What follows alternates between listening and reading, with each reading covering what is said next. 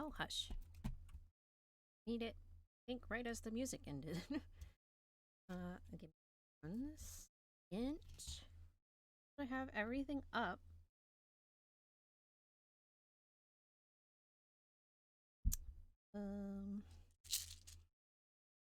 For a change.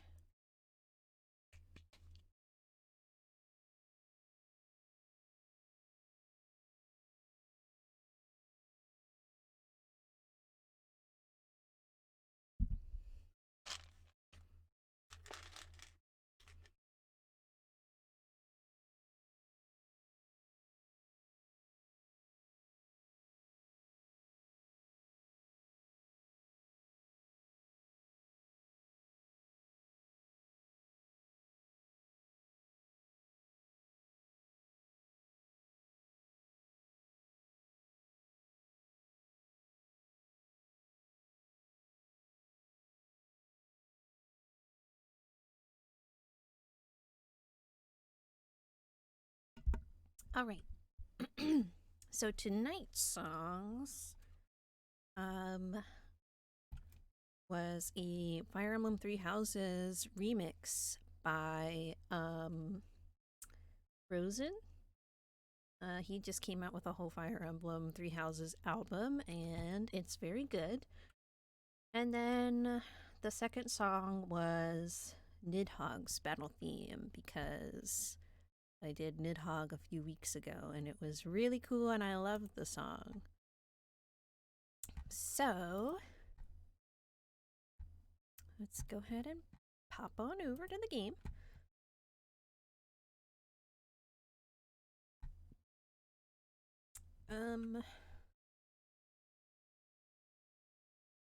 Off the sound.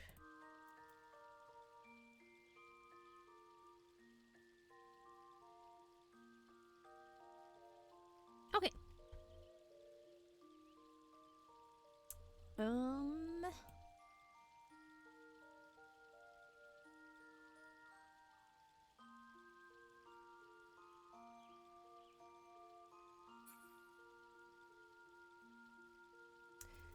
All right. So, whoops.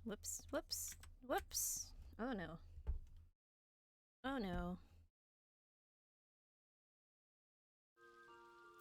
There we go.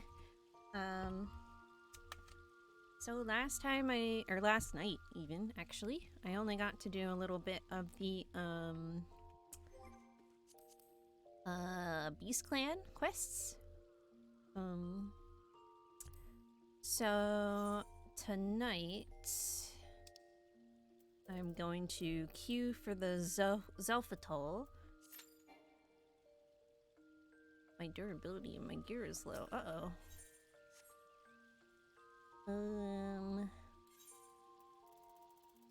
And while we're in that queue, we're gonna go ahead and do these quests.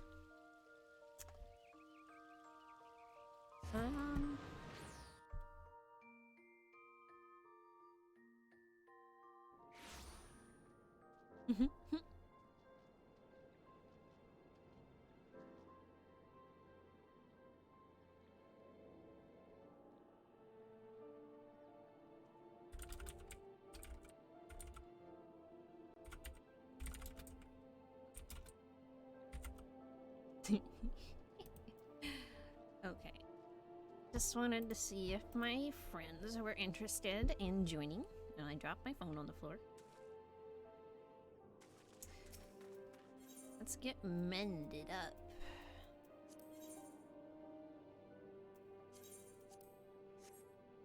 Here we go.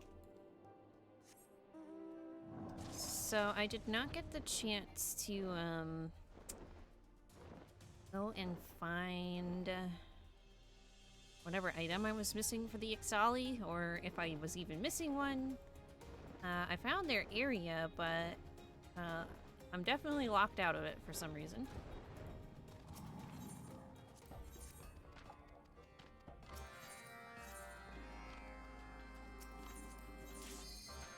Oh.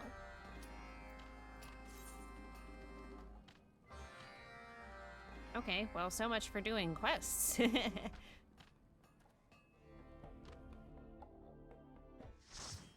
Alright, I don't know what to expect here.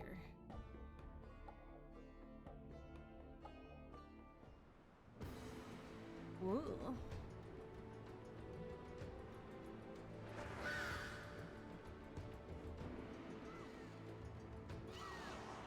Sluggies.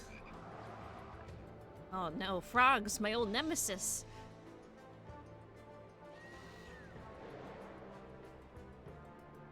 Hehe, everyone looks cool and I'm a bunny.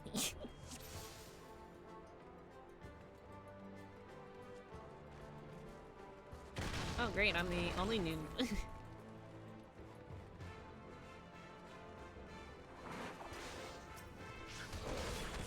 Oops, I'm not on my right thingy. You gonna still keep pulling? Yes, you are.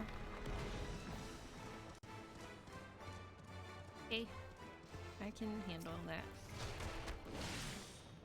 You're still going, okay.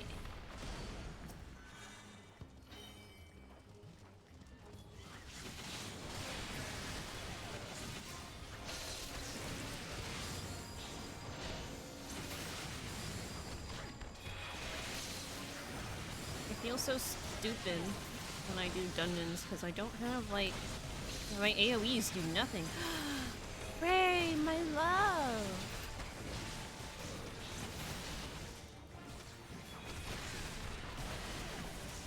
I would turn on hard eyes if I wasn't in the middle of battle.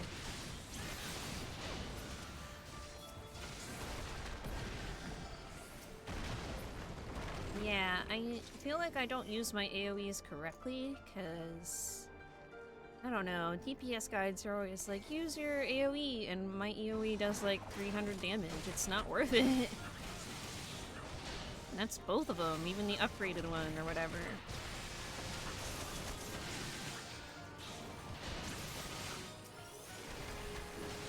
Awesome, these icky frogs. I'm sick of these icky frogs. I will drink for you. Oh, please. Please do.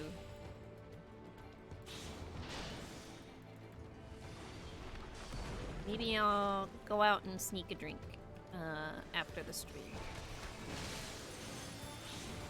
I can't believe I got into the dungeon so quick.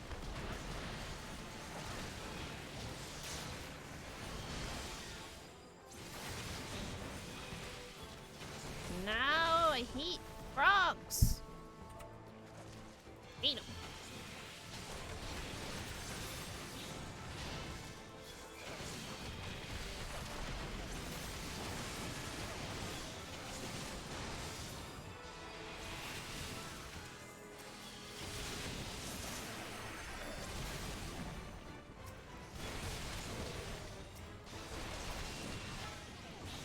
Lucifer Infernum is... Oh shit, they're a party. Lucifer Infernum and Alucard Infernum. That's fucking sexy. Okay.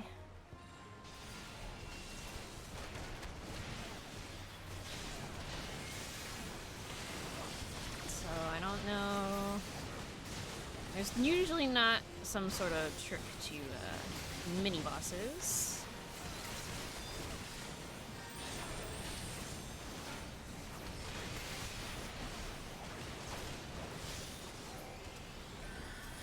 Uh-oh, what's happening? Oh.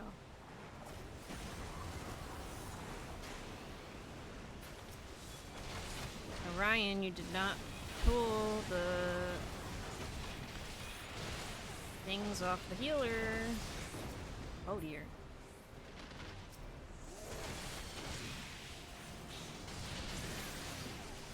Okay, well I wasn't the only one caught in it, so at least I didn't do something wrong. Why are you invulnerable? Oh, because of the air stones. Duh.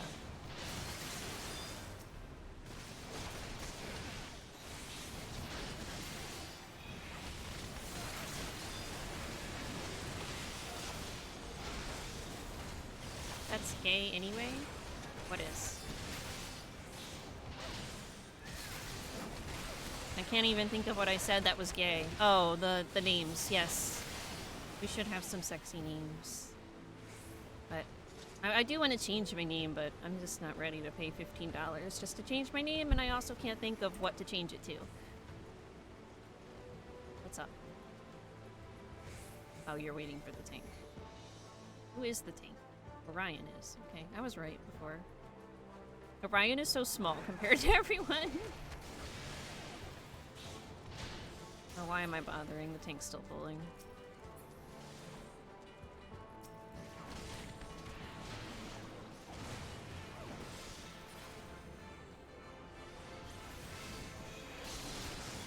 Yeah. I'll think of something someday. Yes. Oh. Oh, yes, please. My last name is a, whatchamacallit last name, though? From, I can't think of their name, the rabbits. Legit, the race name is escaping me. I can't think of it. But yes, we should do that. I still need to break down and buy our thingies. But, I think your membership expired, if I'm not mistaken, right? And you have to, I have to buy one, transfer it to you, and then buy the second one. You can't buy two at the same time. Or can't have two in your inventory at the same time. You okay back there, Alucard?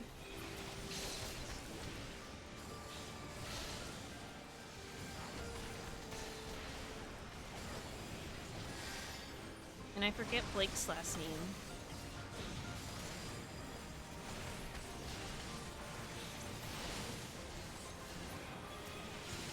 Yeah, just let me know so I can get them. I really hope we can get one on Halloween, but I don't know. I have a sinking suspicion that they're gonna be all gone. Or the slots or whatever. Peace.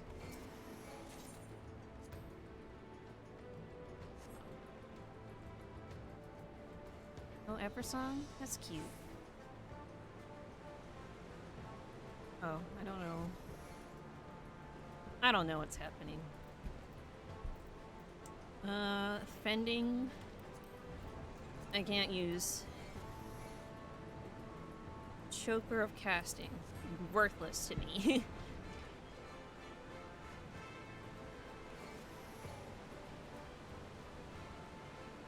Why is Lucifer the head of the group here? Orion, that's your job, you dingus. Gooboos.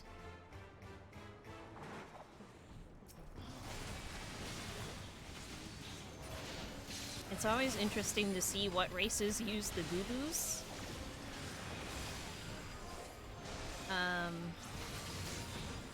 Because they were very much a part of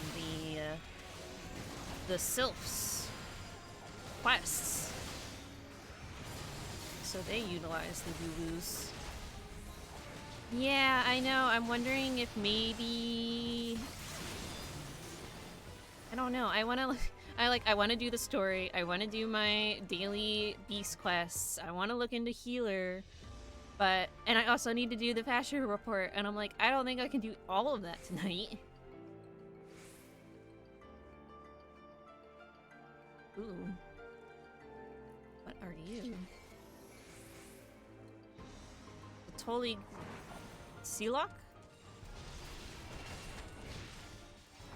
Alright, nobody said anything to look out for, so I'll just have to keep an eye on what other people are doing.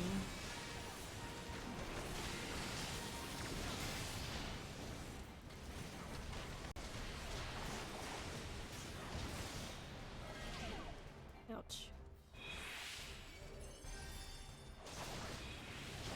Okay, I thought that might have been something, but I don't know how I would have dodged that either.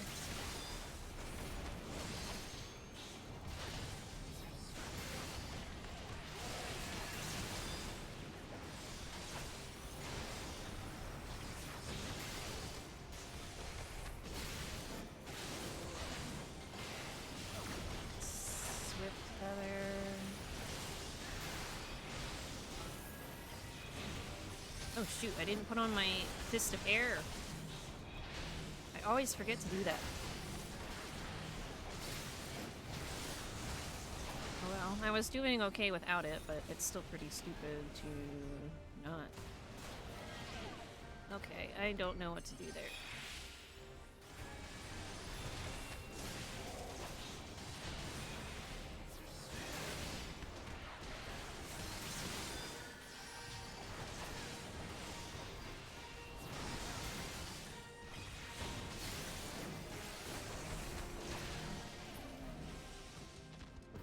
Alright. Upperies gloves? Can't use them. Sound cool, can't use them. Oh well.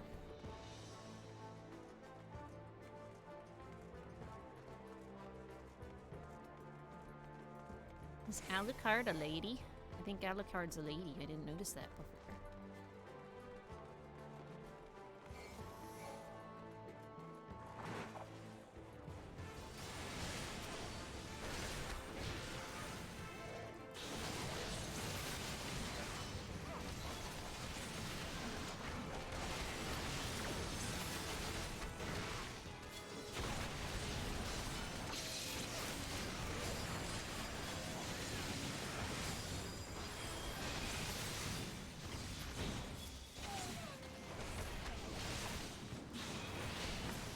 Okay. 2 nights in a row, interrupted by my mom.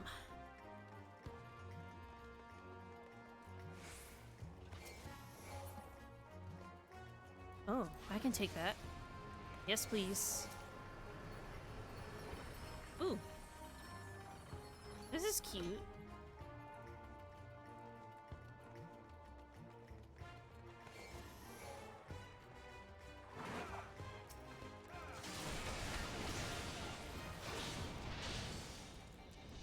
Oh yeah, I forgot they were trying to summon Garuda again.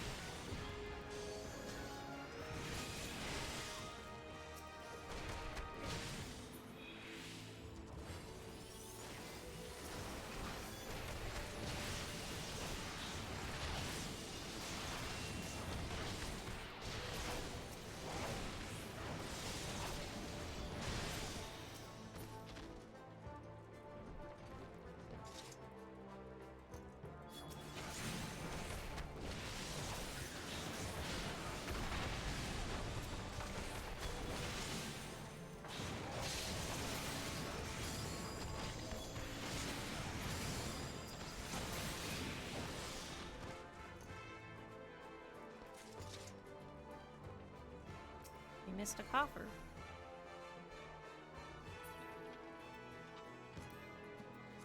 Ah, shoot, I didn't want to breathe it.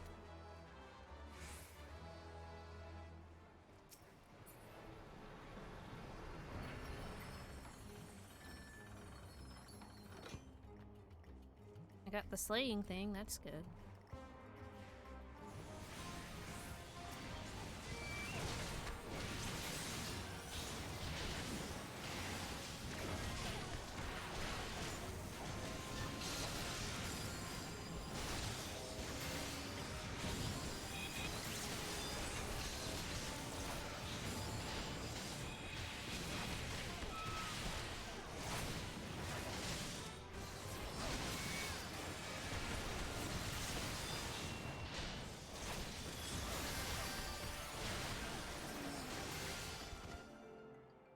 See? Uh-oh.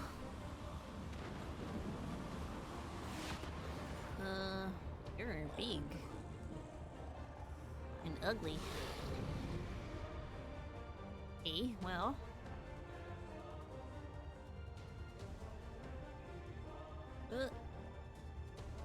It turned me around. No.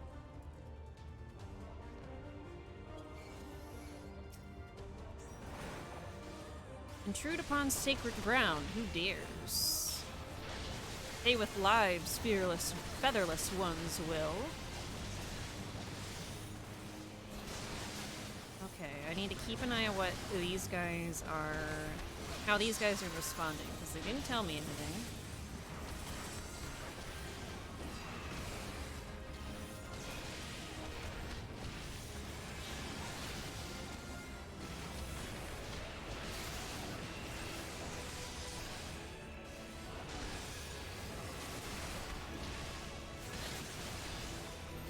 But I'm messing up my combos because of it.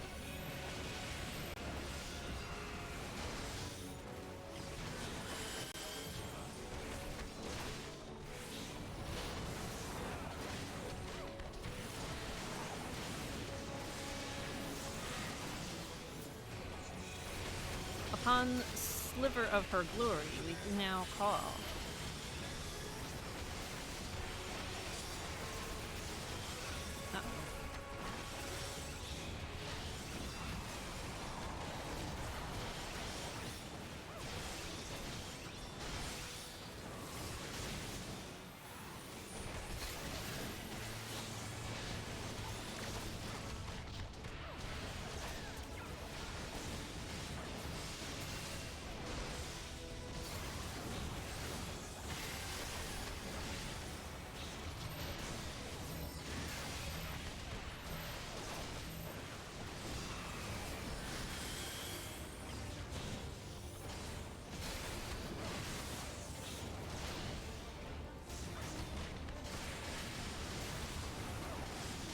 Seems pretty easy.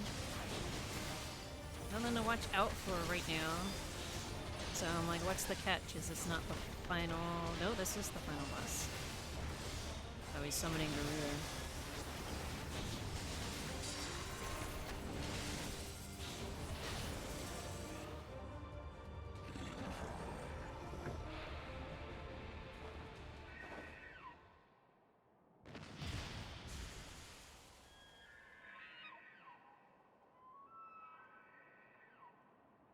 I think I've seen some of the Valkyrie armor before. I don't think you get it from this. Maybe you do. I don't know. I thought it was cool, but it's hard to get what actually fits you.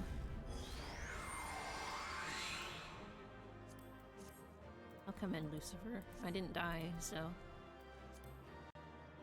Yeah, it is cool, but I can't use that.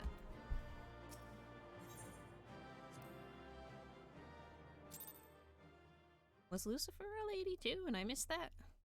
Thought I saw some leggy.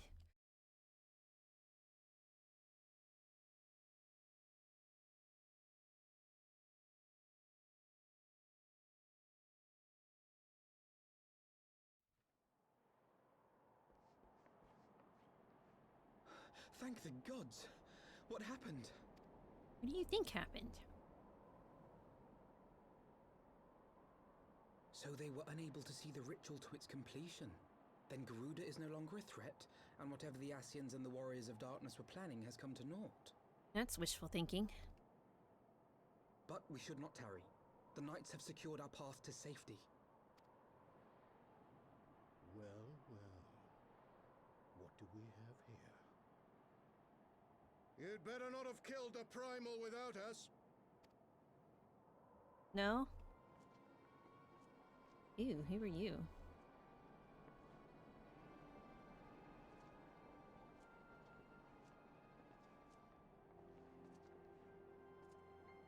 Oh, is that? No. You! Wait, I know you. Still walking, I see.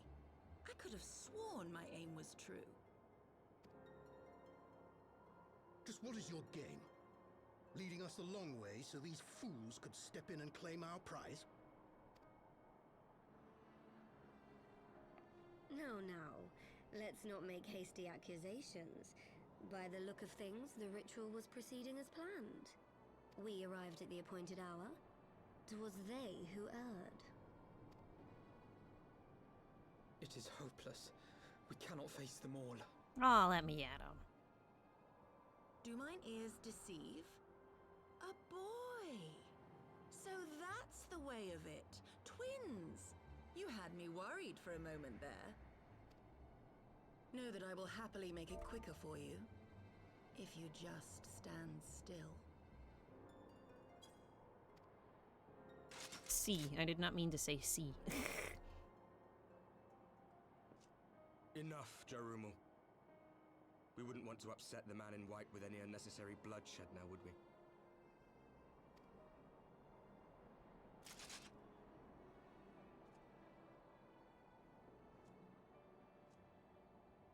You've been awfully busy since we were kind enough to spare your lives.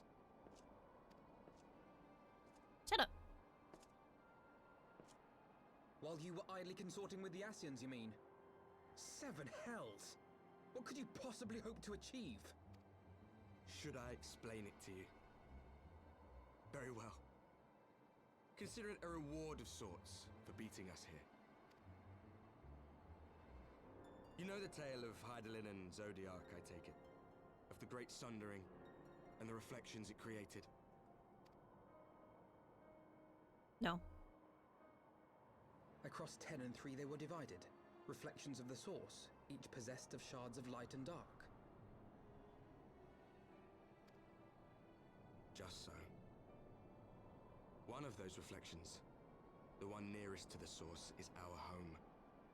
And we were the heroes blessed with her light.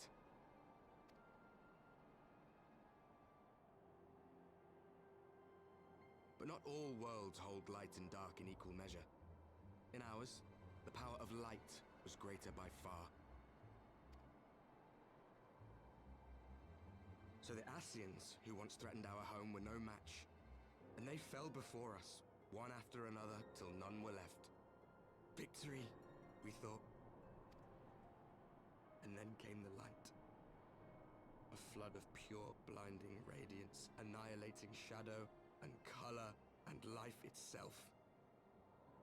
Ere long, it will consume our world, leaving naught in its wake but blank perfection. That cannot be. Do you honestly expect us to believe such a story? Believe what you like. But it has happened before, on a world far removed from ours. The 13th, which was swallowed by the dark and transformed into what you call the Void.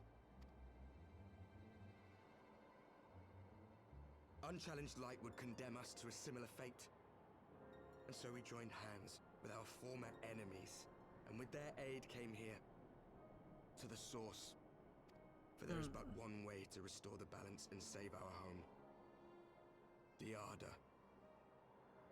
Calamitous destruction with the power to break down the barriers between planes and see our worlds rejoined. You would doom our world to save your own? What would even become of us? Of you? Enough. I tire of talking. You know our cause. You know what is at stake. We are prepared to do whatever it takes. Are you? Sounds to me like you were fed a bunch of gobbledygook from the Asians.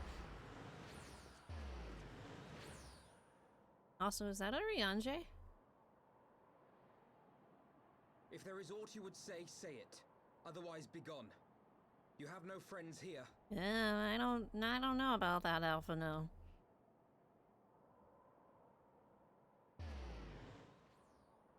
I think that's Arianje.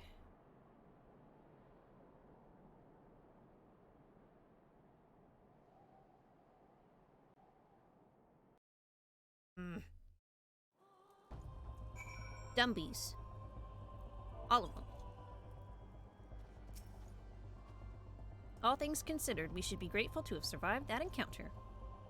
Do you think it could be true that to save their world they must bring ruin to ours? No, it matters not. Such wanton destruction is beyond justification. Whatever their reasons, they must be stopped. The sacrifice, the loss, it ends here. A music wall.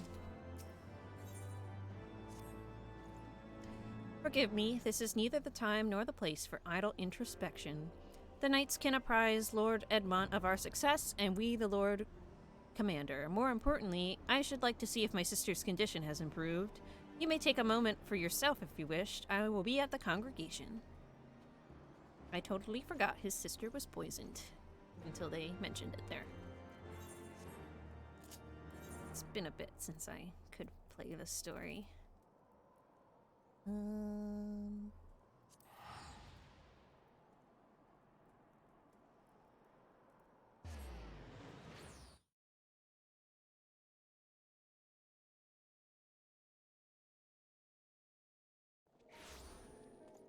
Yub nub.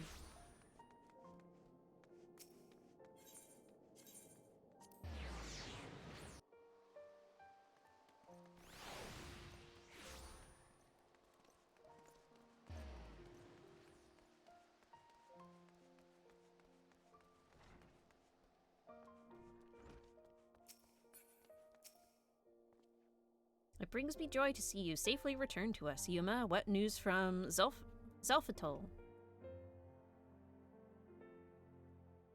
Then we were not too late. On behalf of Ishgard, I offer you my deepest thanks. As for we who remain behind, Mistress Ishtola has been tending to Mistress Elise in your absence, and I am pleased to report that she has regained consciousness. I imagine you have many questions, especially given your recent encounter with the Warriors of Darkness. I know I do. Come, let me show you to her room. Do not worry, her condition is much improved. She is a resilient one, much like her brother.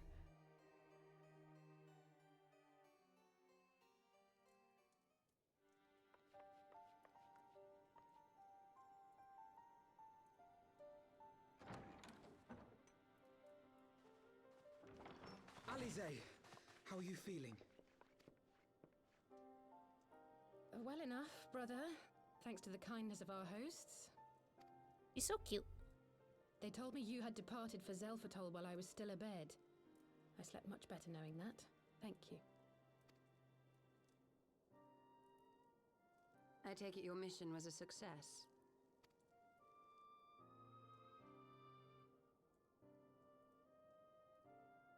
Yeah, nod to the blind person. As if we needed any further confirmation that they are in league with the Ascians. But to save another world? I think not. I too thought his story fanciful at first. But it is possible there may be a kernel of truth in all of this. At the very least, none of his claims contradict the word's account. You were following these people, Alize. Why? During my travels, I had oft enjoyed tales of the Scions and their exploits. But after a time, I began to hear whispers of a gifted and theretofore unknown band of adventurers. Adventurers who had supposedly sworn to travel the realm slaying primals in the Scion's stead. The Warriors of Darkness. And in the course of investigating these rumors, you stumbled upon the Ascians' involvement.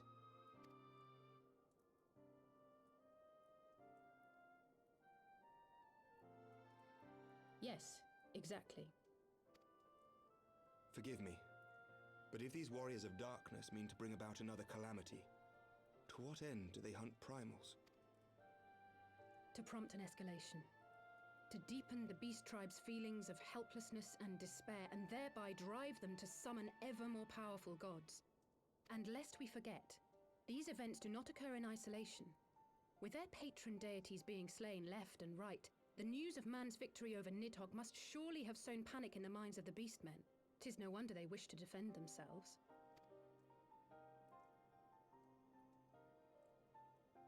Power answered with greater power, death with more death. A vicious cycle fueled by fear and hatred. I know it's like all too well. Indeed. The Ascians sow discord and desperation, and the Warriors of Darkness reap the harvest.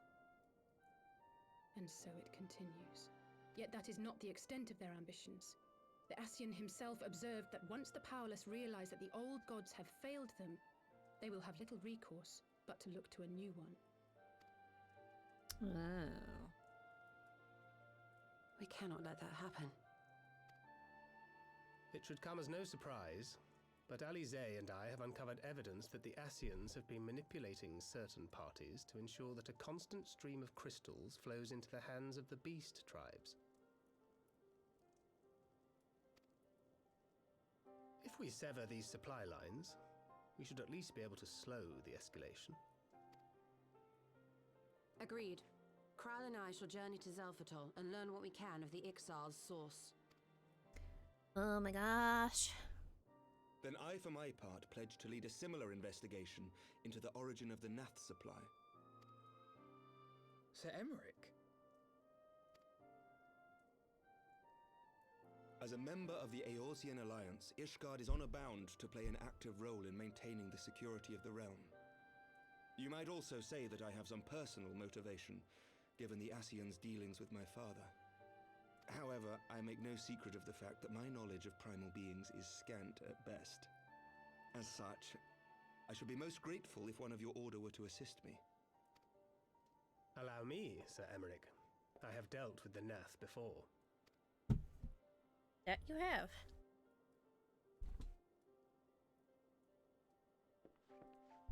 Let us consult with Orianja then. Given his dedication to the study of primal beings, I should be surprised if he could not tell us something of value. Well, he won't tell us anything, all right. Allow me to accompany you, brother. And before you think to refuse, know that I am not the girl I once was. I shall not be a burden. You have my word. But Alize, you...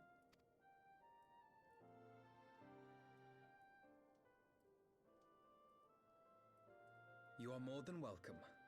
After all, it was you who set us upon this path.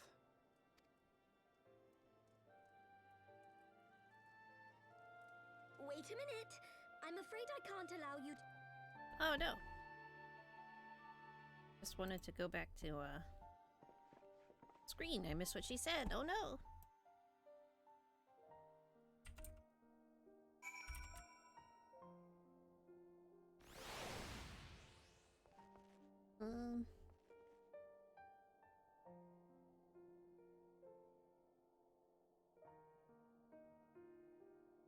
Dang.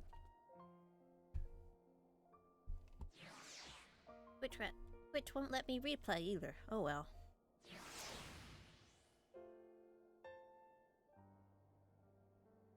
It has been many moons since we last worked together, though I believe the same cannot be said of the two of you. I confess I was aware of your subterranean expedition, of your search for the truth of the Calamity. I considered involving myself with her venture for a time, but as you know all too well, circumstances conspired to keep us apart. I can only assume she carried on in our absence.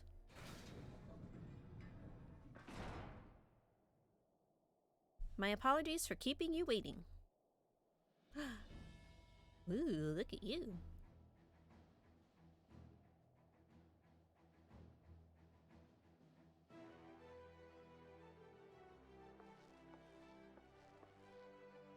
Right then, shall we be off? Tataru never ceases to impress, though for a moment I feared she might furnish you with an identical outfit. Raise the 12 she did not. Mother and father were rather too fond of making us wear matching clothes. Do you remember that time at the studium when that girl of yours crept up behind me in the hall and whispered, "Sister, please, she was not my... Can we not have this conversation in front of the Warrior of Light?" So be it, another time perhaps. I should thank you again for your assistance with my expeditions, Yuma. Though we left matters somewhat unfinished, I am nevertheless prepared to focus on the task at hand and aid you to the fullest extent of my ability. As you have helped me to brave the coils, so too will I help you to defeat the Warriors of Darkness.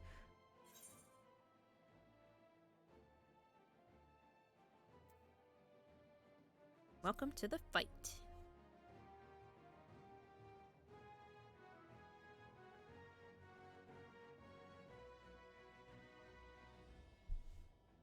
New garments aside, I must say that you seem different, more resolute than when we last met. You have the look of a woman who is ready to fight for the future of Eorzea.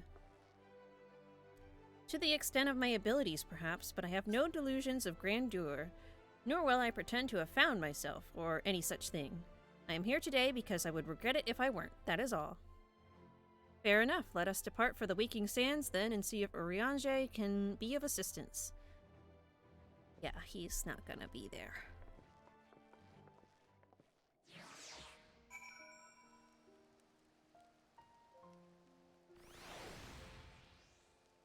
Okay, who was this? Divine Explorer? Housing not available. No, thank you. Bye. The Waking Sands. Do I even still have the stupid...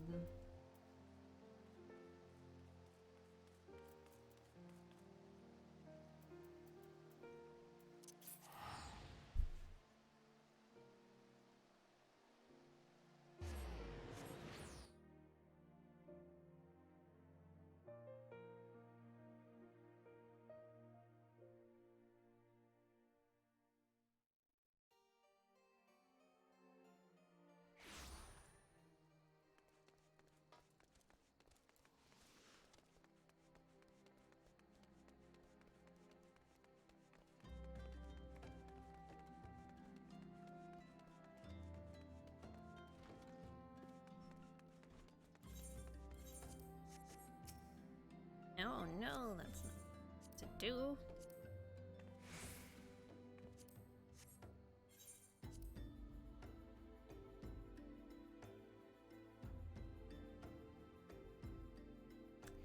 Okay.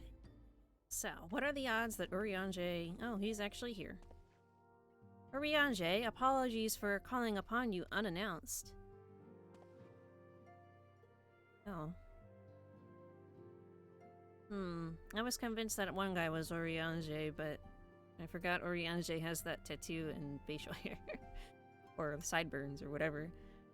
Why, Master Alphino, would that the scholar had seen fit to grant me knowledge of thy coming. What bringeth thee and thine here this day? The warriors of darkness have returned. Pray allow us to explain.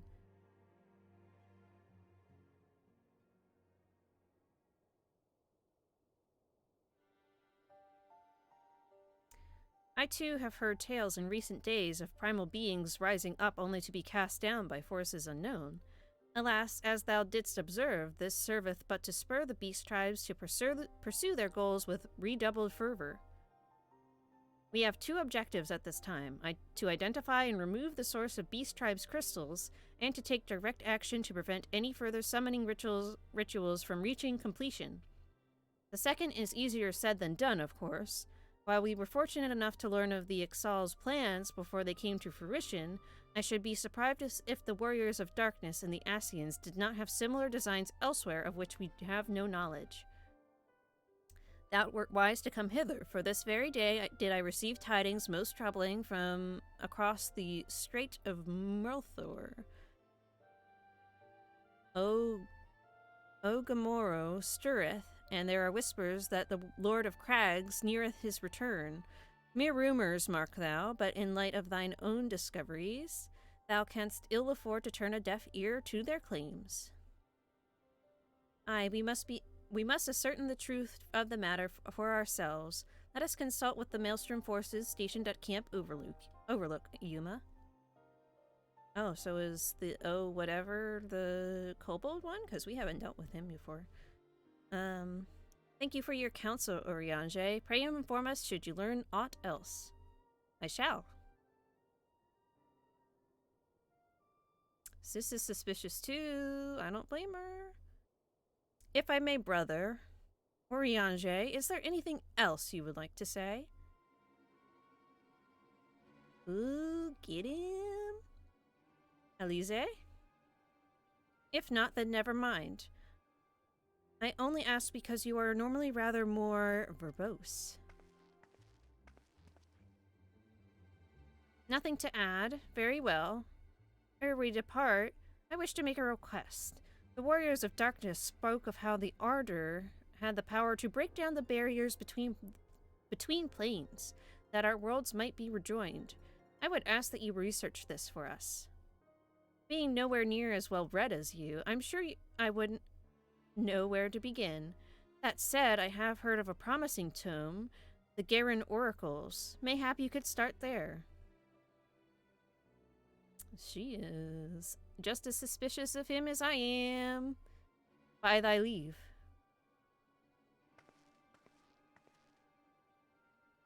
Camp Overlook, was it? Very well.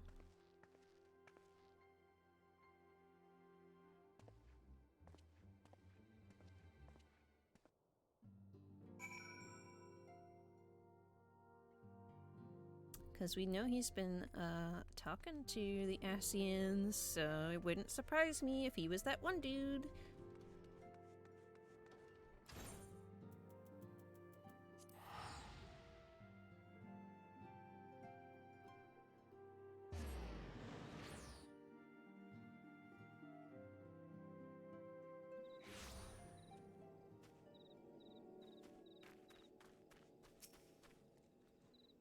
Seven hells. At this rate, I'll have to appeal to Maelstrom Command for reinforcements. Whatever it is, we don't want any. Well, fancy that. Just when my kobold problems look like coming to a head, the science of the Seventh Dawn turn up, itching to pitch in. Bloody brilliant timing is what it is. Right then, let's get to it. Okay. So our friendly neighbors in Ugamaro have got much more aggressive of late, just as you said. Matter of fact, our scout spotted one sniffing about the stores just now, likely looking to make out with an armful of crystals. I'll be damned if I'm about to let that happen. Lend a hand and help us search the camp for the little bugger, would you? Okay.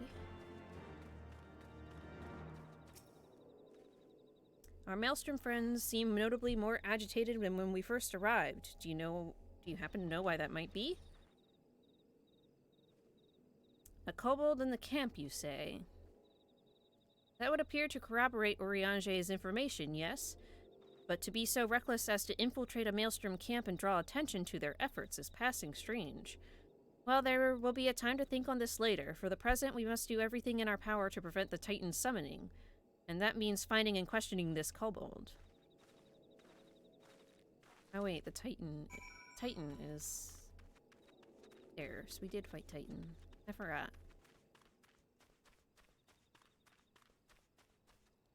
So, a kobold in the camp. Somewhere.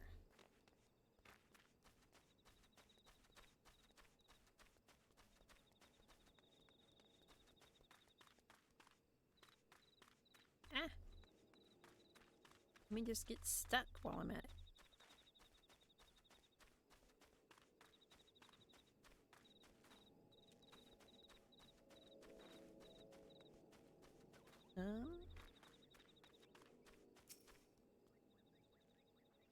One of the scouts said he looked quite small for a kobold. Could he be hiding somewhere like this?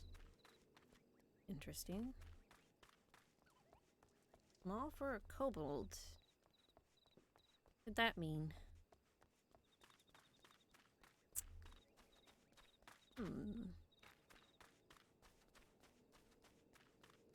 Other than I'm looking at right at him and moving past him.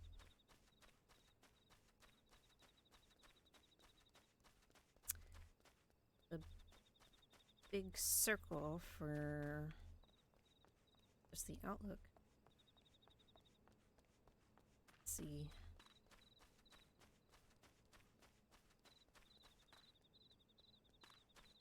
There is an up arrow, so he's not under this structure or something.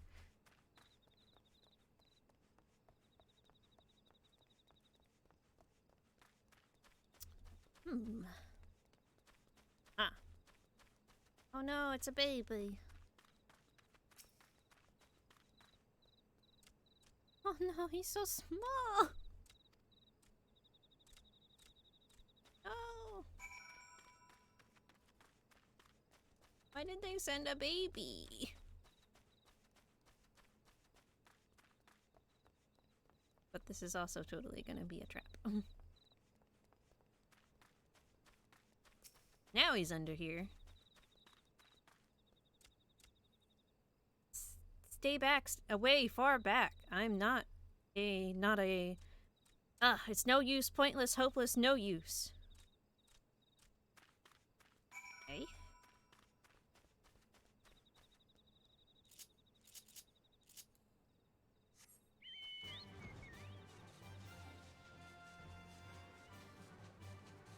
Going back and forth all over the place.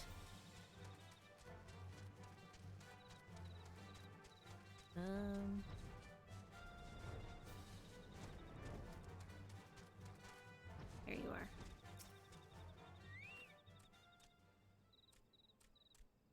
Please don't hurt me. I only wish to talk. Yes, yes, just talk. Ugh. You're not doing a good job at the talking thing. You're back to where you were. Am I missing something? Okay, no. This was a stupid plan. Stupid, stupid, stupid. But if I tell no one, then everyone will... He's so small. Gosh, she found me again. What to do, what to do, what to do? I come in peace, only to talk. Speak, say, talk. So please, please, do not hurt me. So this is our wily kobold infiltrator, is it? No wonder the soldiers were on edge. He could very well give one a bruised knee. Indeed. Huzzah! We've got him. Fine work, Scions. So, little one, thought you could sneak into my camp, did you? Plotting to steal my crystals, were you? No, no, no. I came to talk, to ask for help. But when your soldiers saw me, they drew their weapons and shouted, and I... Now, let us all take a deep breath and discuss this like civilized individuals. What is your name, child? Pikmin Gabu of the 620th Order. At least I will be a Pikmin one day. Well met, Gabu. I am Alphino, and this is my sister Elise. Yuma, the woman who found you, is our friend, and now that you know our names, we can be friends too. Now Commander Bloden here thinks you wanted to take his crystals, Gabu, but you said you came to ask for help. Why to us and not your own people? What happened, Gabu? Can you tell us?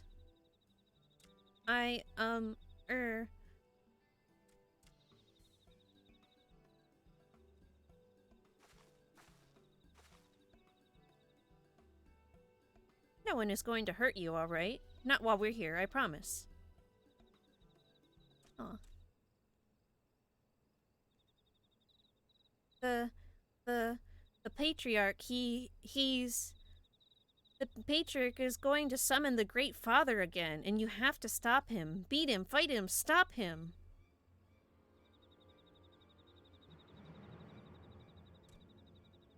Gabu's parents said they didn't want it, along with many others, but the Patriarch wouldn't listen. He was so angry, raging, fuming, angry. He said that if they didn't have iron in their hearts, they would serve as coke for the furnace. And then the guards took my parents and the others away, and I haven't seen any of them since. Coke for the furnace? They're gonna sacrifice their own people to summon Titan.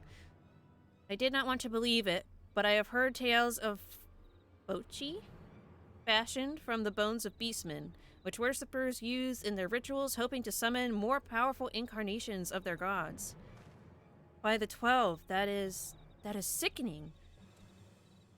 No one listens to Gabu, no matter how much he cries, please, begs, cries. They do not listen, only talk about punishing the overdwellers and praising the Great Father. Gabu loves the Great Father, but he loves his parents too. So please help Gabu stop the Patriarch and save his parents. Oh, poor kiddo. Commander, advise the Maelstrom Command that Titan summoning is imminent. Should the worst come to worst, we will require their support. Time being of the essence, we three will attempt to infiltrate the Kobold stronghold, secure their crystals, and free the prisoners. Well, if you're sure, you'll forgive me if I don't seem optimistic. We'll make ready just in case.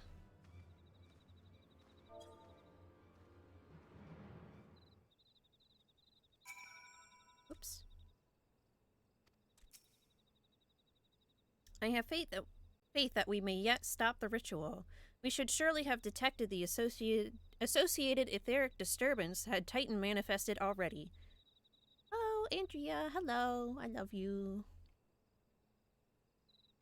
I have faith that we may yet stop the ritual. We would surely have detected... Oh, I read that already. But I cannot speak for the prisoners. 12 have mercy. That they would even contemplate sacrificing their own flesh and blood, brothers and sisters, mothers and fathers. Time is of the essence. We must see what else Gabu knows and formulate a plan without further delay.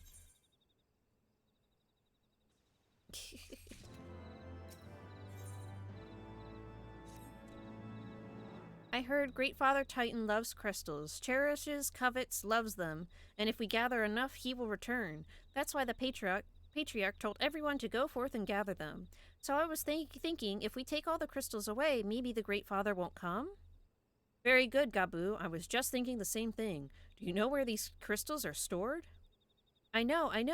Oh. Several spots, each defended by a different order. Gabu wanted to steal them, but he was too afraid to go alone. Yes, too afraid to go alone. But together we can take them away and hide them. Come. Gabu will lead you to the first cache. I love you, Frey. Good night. Desu. I love you. Every time I hit keys, the chat pops up. Okay.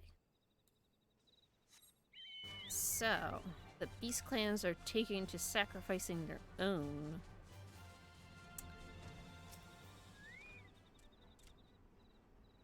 Quickly!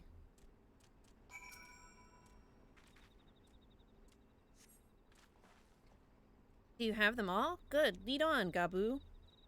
This way. I like how they didn't bother making the young kobold model any different. They just shrunk the normal ones.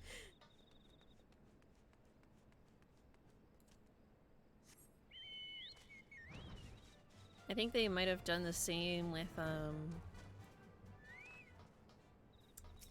the Sahagin, but I'm not sure. I feel like the young Sahagin that you can see is a little bit different, but I could be totally wrong.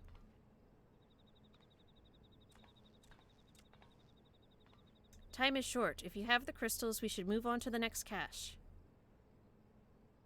Did you hear me, brother? Brother? Aye, it's just that...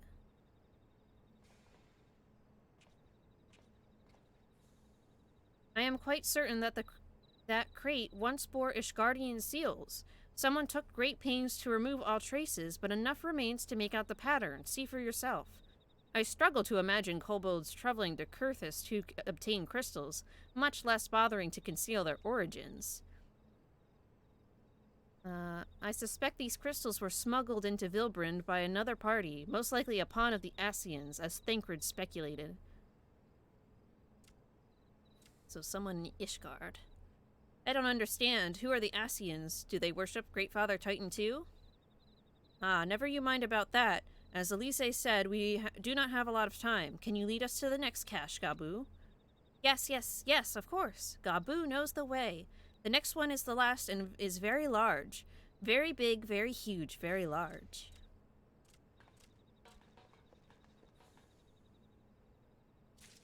Okie doke.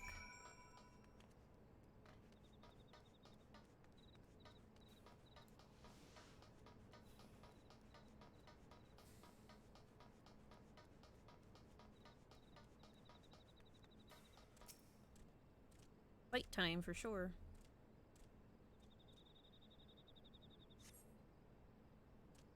Though you cast about for a time, you see no sign of the crystals.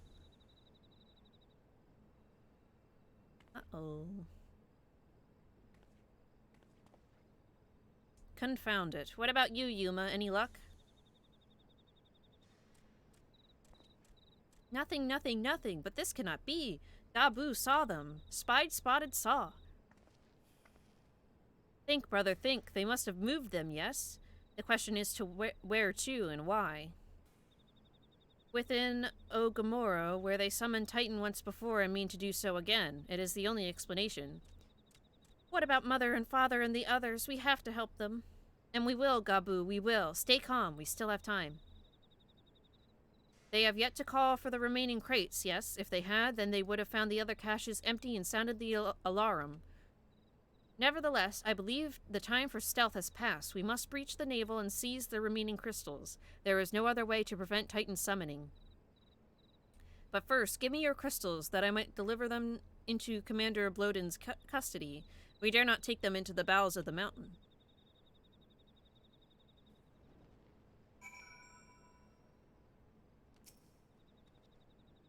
The crystals, Yuma, if you would be so kind. Thank you. I shall deliver them to Camp Overlook for safekeeping and brief Commander Bloden on the situation. Pray go on ahead. As I recall, there is an aetherite within the Ugamaro mines that should deliver you to the navel. Gabu doubtlessly knows the way. Wait for me there. I shall rejoin you anon. Strange. I would have thought you eager to remain in the thick of the action. But if this is what you would prefer, then Godspeed, brother. Yeah, he's acting suspicious. This way, this way. Do we have a fake Alphino? I don't think kobolds... I guess kobolds have a little bit of magic, actually. I was gonna say I don't think they're big on magic, but...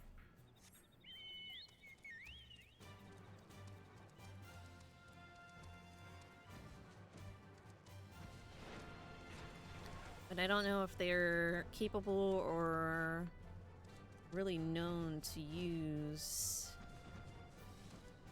magic that could make one of their own look like Alphino? I don't know.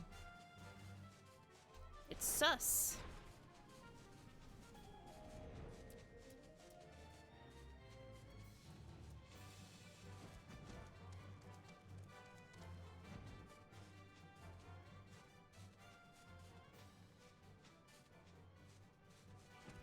Oh, I just missed the door.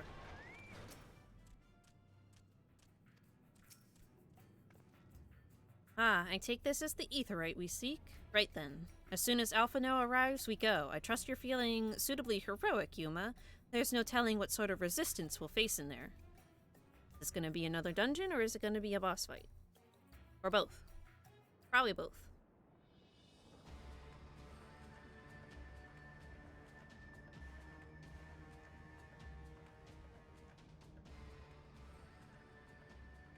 This is still only the second order. Who is the first? I want to know. Second order Patriarch Zada. Quickly, you clods. Briskly, swiftly, quickly. I will not suffer any further delays.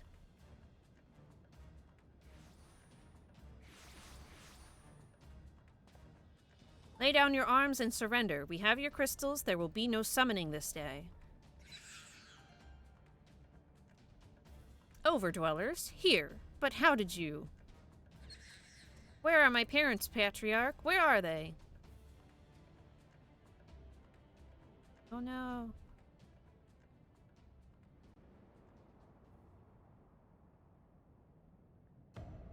No. No. Mother? Father? Coke for the furnace. You monster, how could you?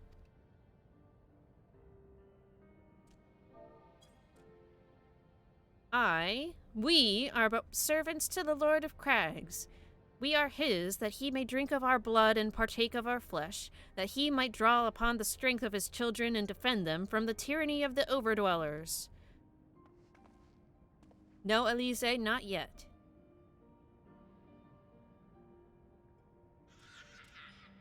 No.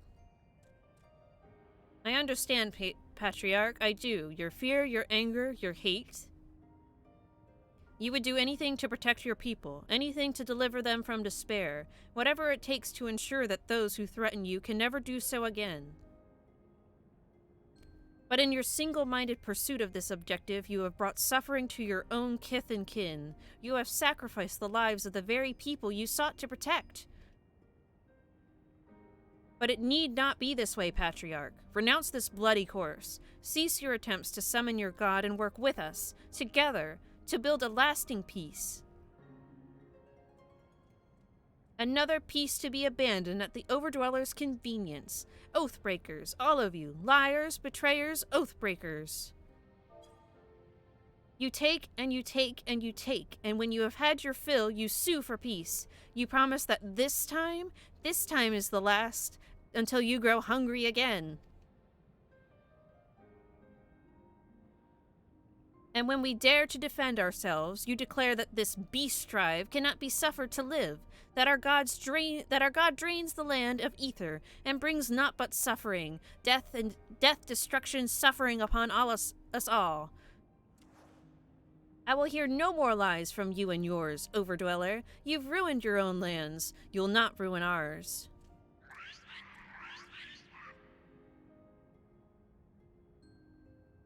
No, poor Gaboo.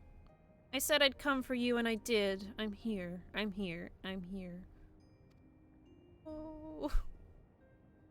Say something. Please. Please.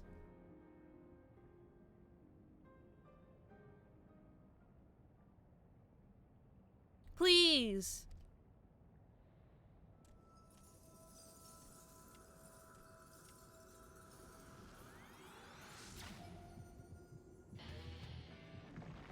Uh-oh.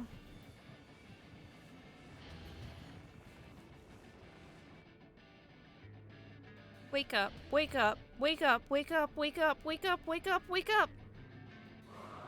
Wake up!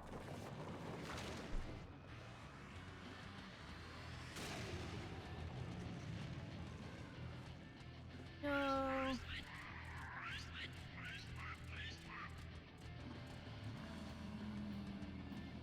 Did he summon Titan? I think he summoned Titan. Yeah, he did. Oh my gosh.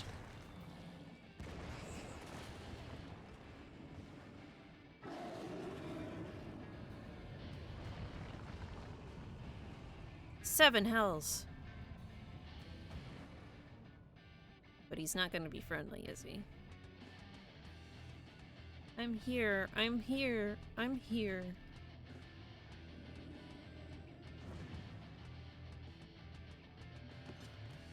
Oh no, he's just mad at everyone. Alpha, no. Leave him to me.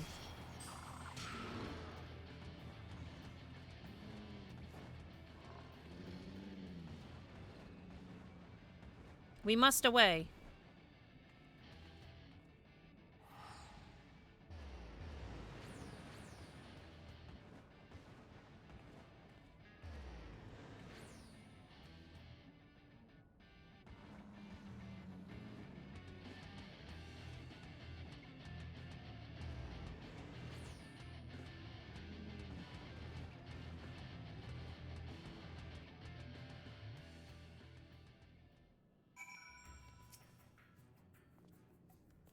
By the 12, how could I be so foolish? I should have known better than to let Gabu accompany us, given what we were likely to find. His anguish and despair have served to birth a primal just as surely as would the supplications of the faithful. Worse, being born of such tumultuous emotion, this incarnation of Titan seems incapable of naught but violence.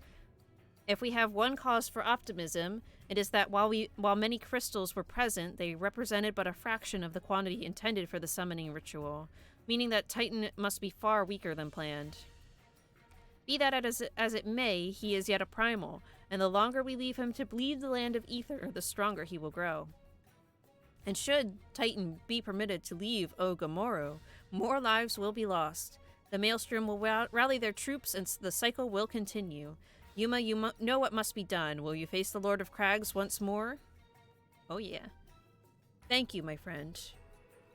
Elise and I will attend to Gabu. When you have finished with the primal, look for us in Camp Overlooked. We will be expecting you. Okay. So, Titan hard. Let's make sure Zelphatol is turned off, because I've made that mistake before. Average wait time is 8 minutes, so let's go ahead and Go do some quests. That's upsetting. I knew we would probably find them dead too, but poor little Gaboo.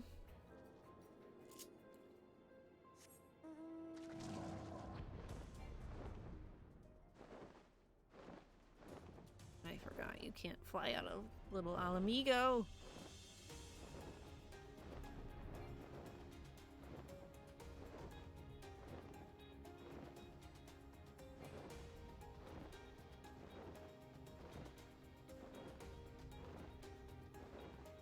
So one of these is a fate, which is annoying. Unless I'm lucky and it's there.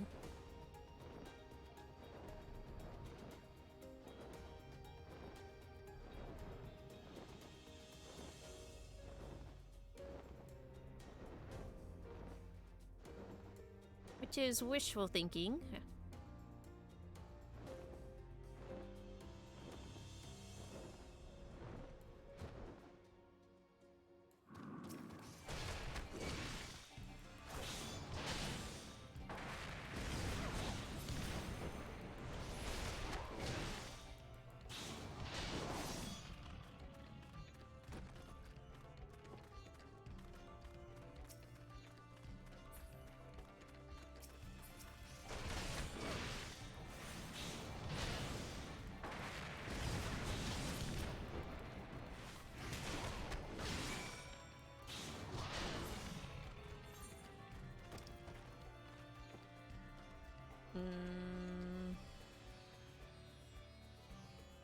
Punching the flea. So it's not there right now.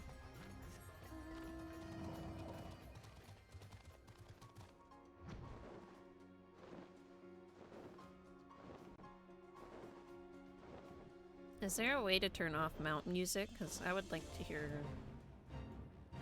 the rest of the game's music sometimes. I feel like there was an option to do that somewhere, maybe.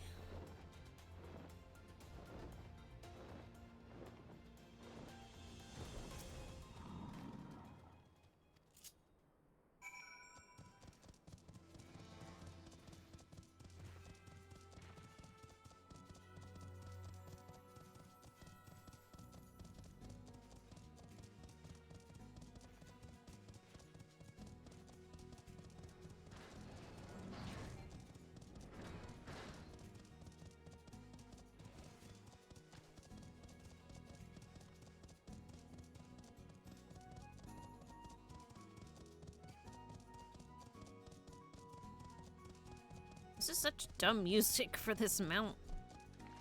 I thought it made sense for the Gubu, but it does not make sense for this mount.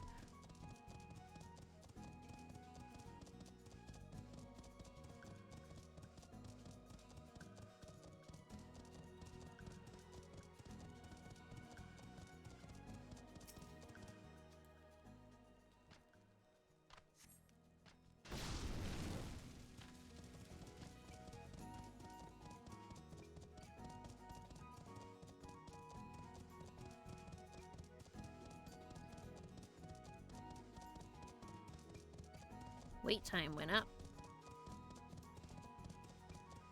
I'm not surprised. We lucked out with the Zelfatol filling up so quick. My goodness.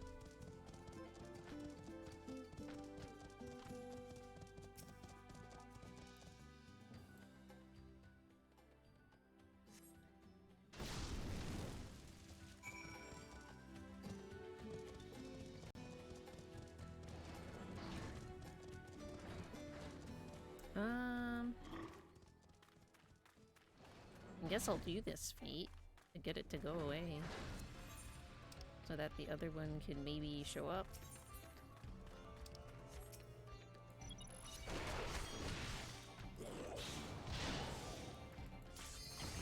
Oh, okay, never mind.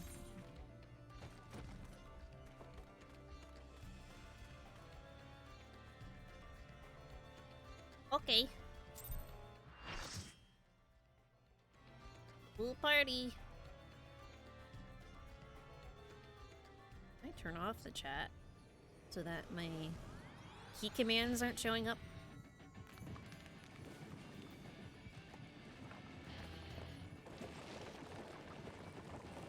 Okay. It's been a long time since I fought Titan, so I don't know if I remember all of what goes on. But I guess we'll see. Command is unavailable at this time.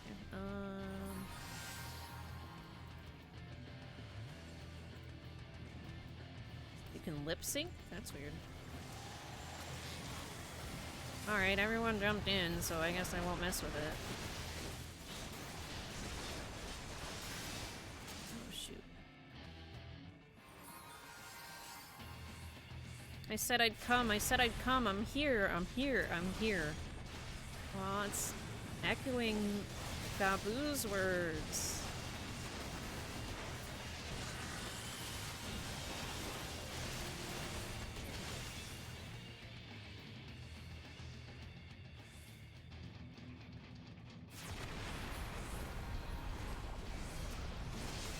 Okay, I see. You have to get close to the edge to take less damage, I think, but you can't get too close to the edge because it falls off.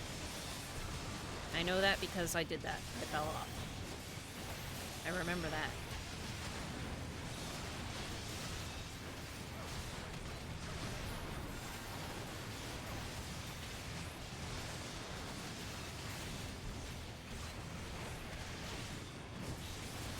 Oh yeah, you need to take care of these.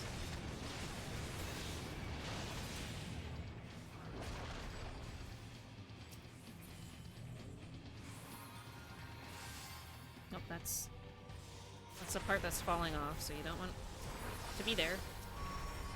Mother, father, I can't find you. Oh yeah, Titan's heart is out now.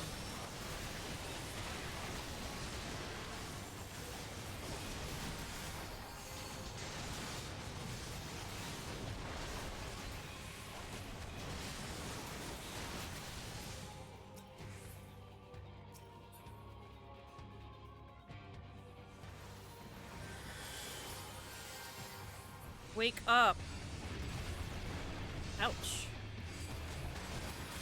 Why? Why? Why? Why?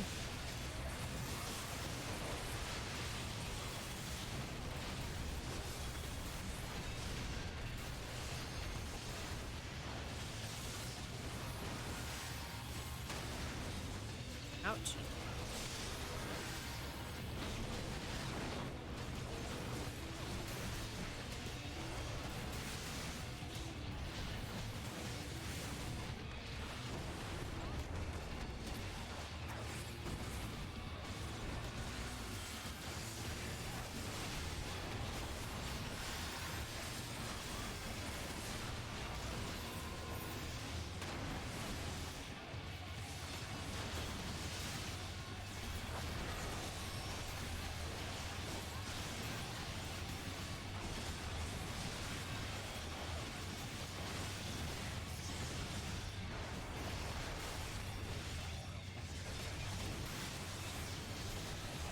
Why does it feel like everyone was a mile away there, except for me?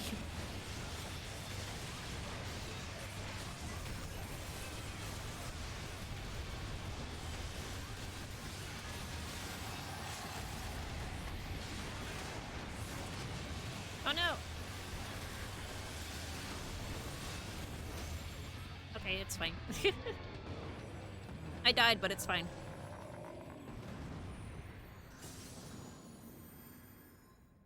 The Axe of Crags. That sounds like that's a,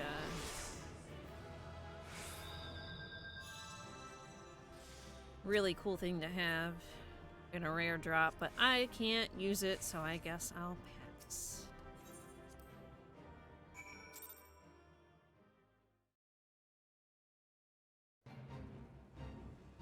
Oh, it put me back here. That's funny. Okay, chat log settings.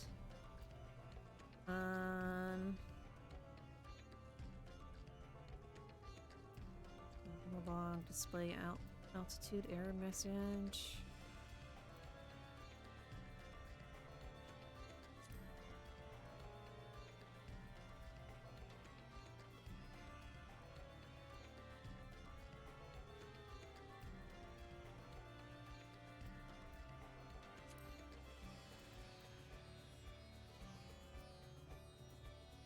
Hmm.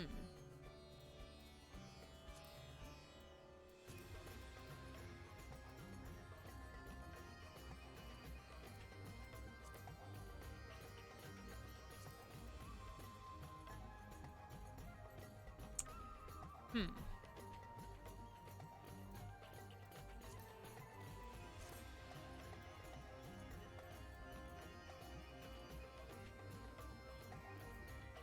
Okay, well, I can't... They don't seem to have an option to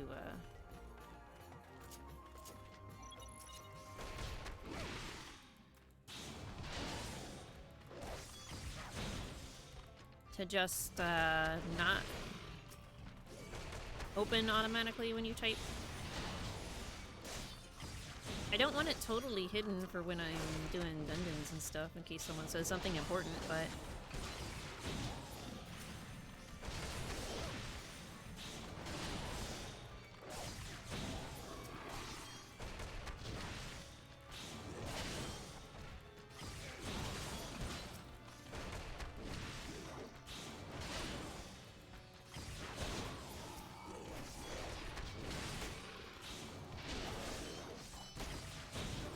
My goodness.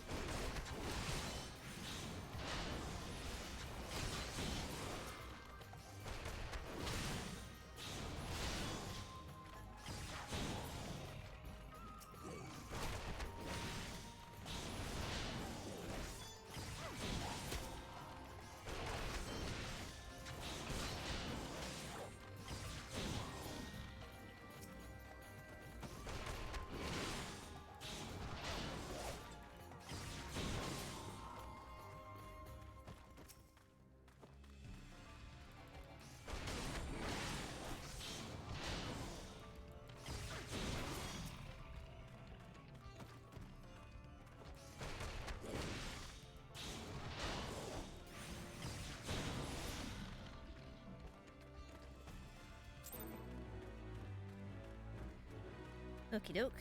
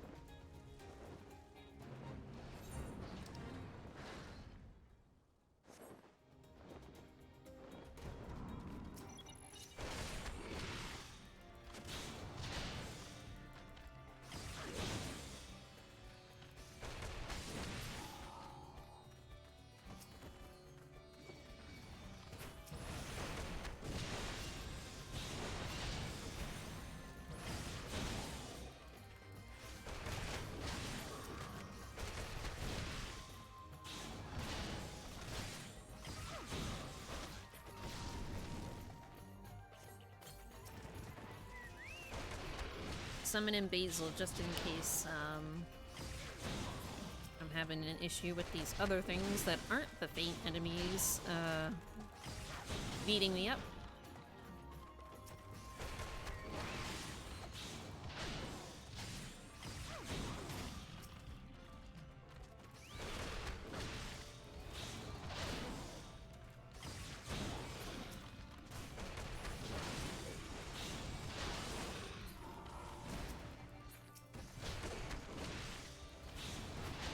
Like this stupid thaumaturge.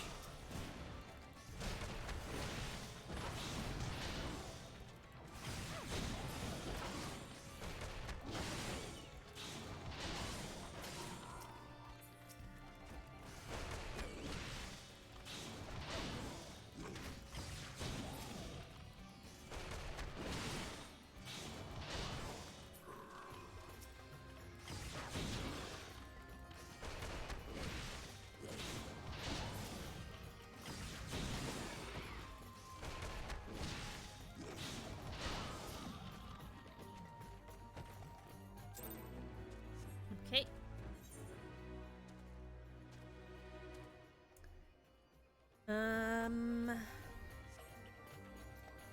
Guess I can just hang out a little bit.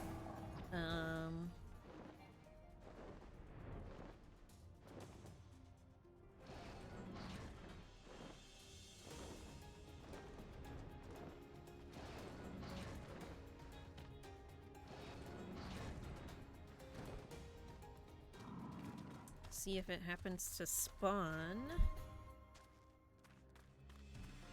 So, how is everyone's day? I'm tired. I even had a cup here with me. I don't know if it really helped. Guess I'm still going for now.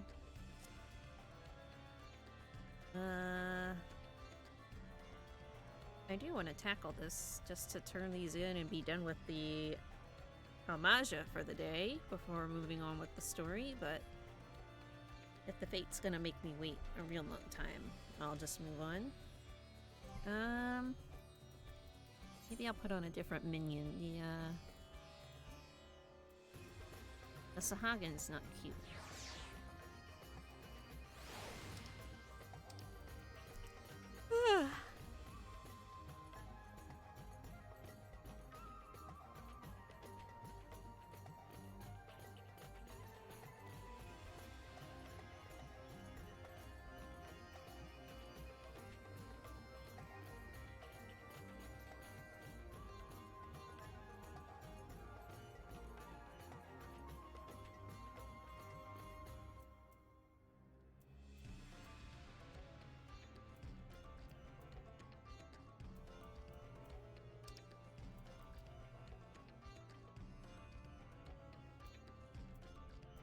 Well, that's a Yokai Watch spoiler.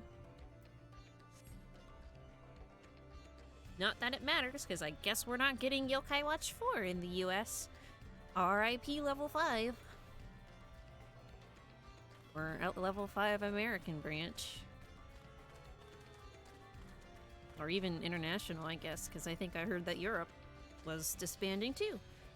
Oh well. Maybe while I'm waiting... Oh, something spawned, actually. I was gonna see if I could look up the Ixali stuff, but... Let's do this.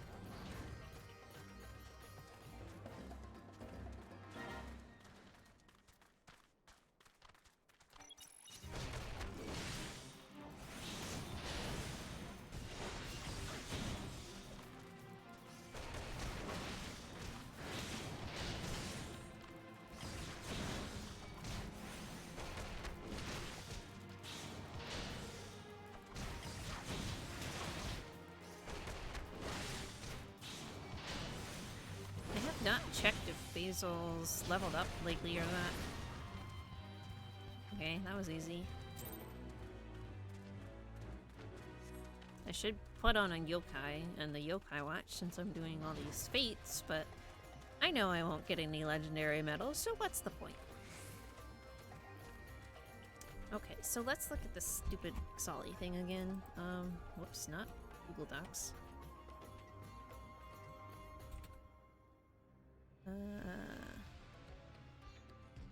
Let's see. Ixali. The daily quests.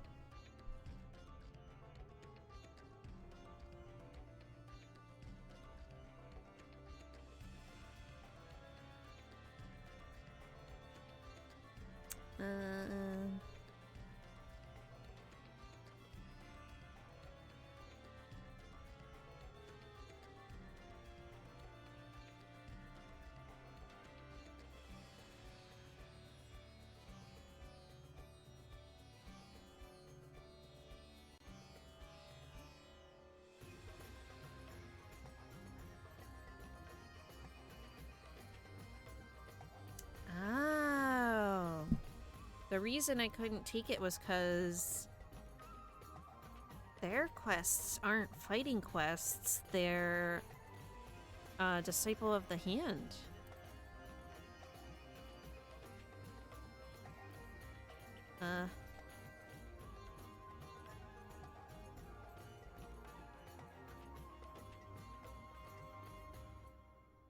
Interesting. Okay. Oh my goodness.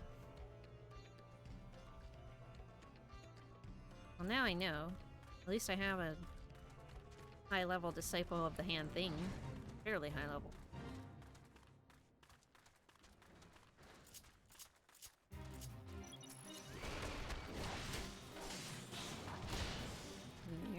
tougher than the last one.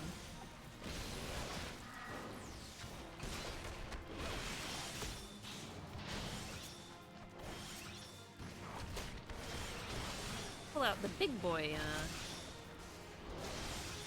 setup then.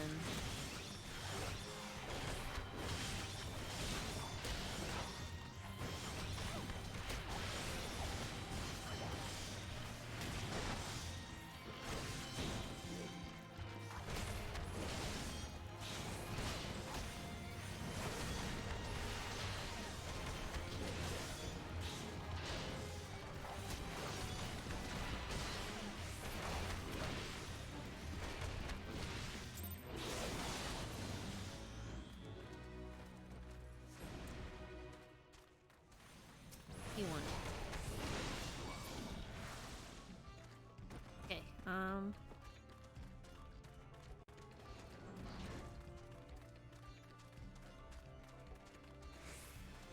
let's see. I've not checked your skills. Got 6 points.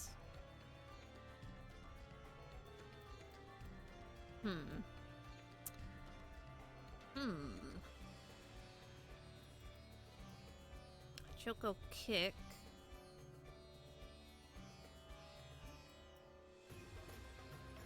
Choco cure and increased HP.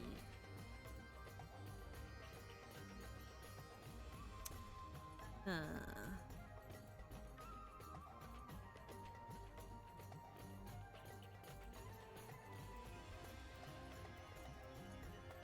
don't know. Choco kick sounds kind of good. So does Choco Cure.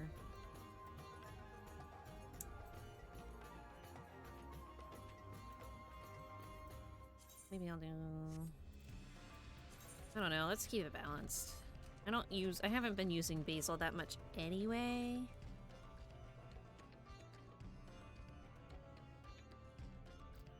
Poor boy.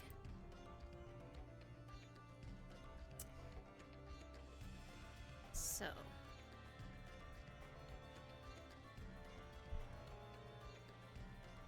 what now?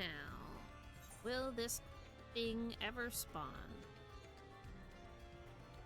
Only got 3 minutes left. 2 minutes.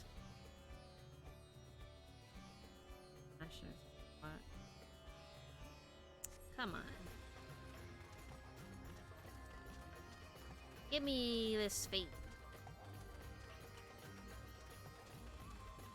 I bet there's like some sort of cycle to it, and I could totally just Google when does this one pop up, and it would tell me, and I wouldn't have to wait, but I'm not gonna do that. Because I'm stupid.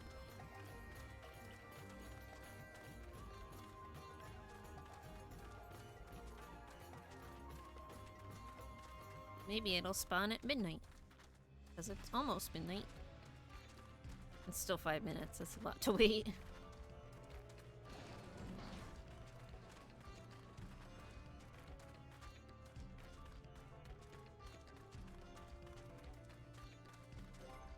Oh yeah,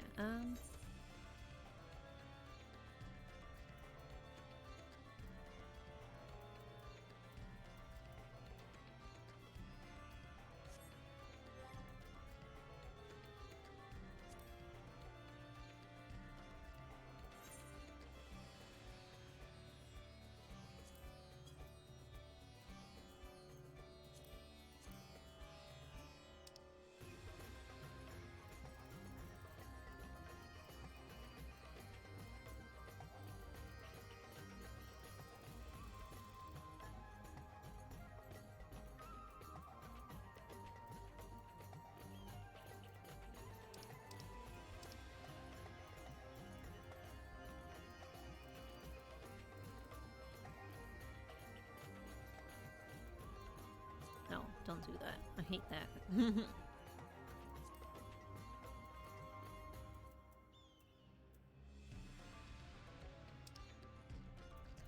Flying text, EXP, inventory, duty list. Oh, I thought I could do more. Minimap, guild, server info, world name. I guess that doesn't matter.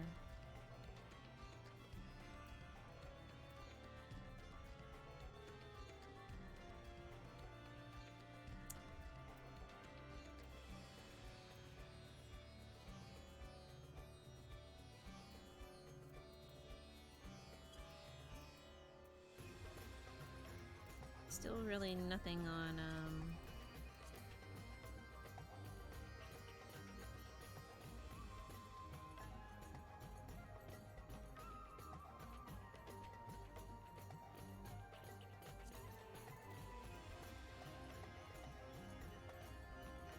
Oh, yes, please.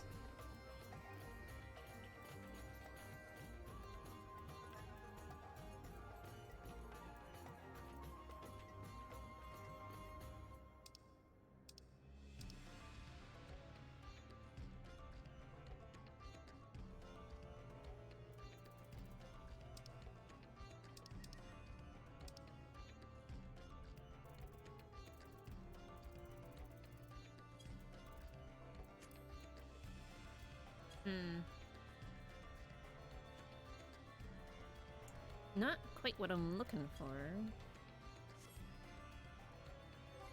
And then what about...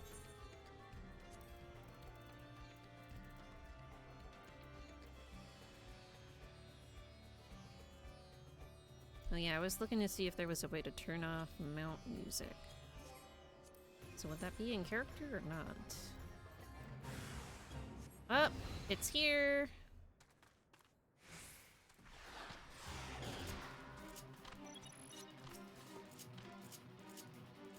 Oh my gosh.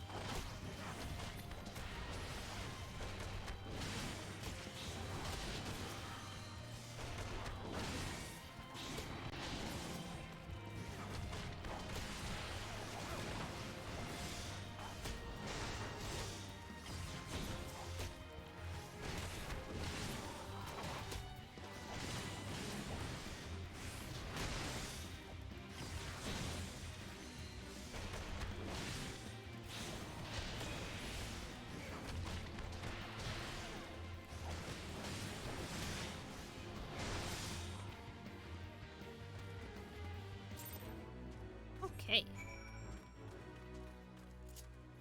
Finally. Now we can turn these in and move on with the story.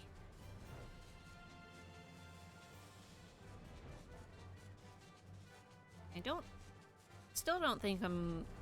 Well, I guess, I don't know. I guess I'm done with Heavensward, but I'm just not at Stormblood. But I don't know what they count this section in between Heavensward and Stormblood.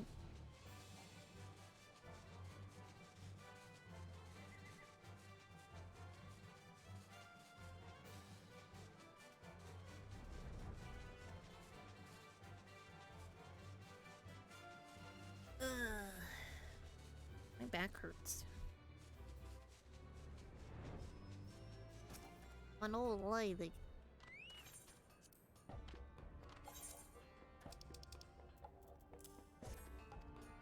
I might actually have one of those in my storage.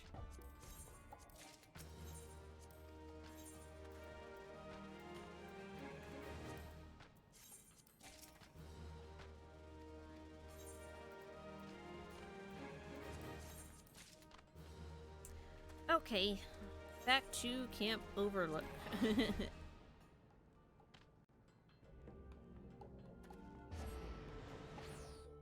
Ah, Demon Kings! Hi! I didn't get to Pokemon Platinum this week.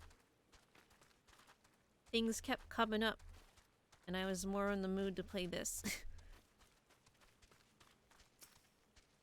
But I do plan on getting back to it. I do want to do more of it. Ah, there she is. Did I not tell you she would return safe and sound? The deed is done, then. Titan is no more. Good. There has been enough tragedy this day. He has been like that since he regained consciousness. We believe he can hear us, but he has made no attempt to respond.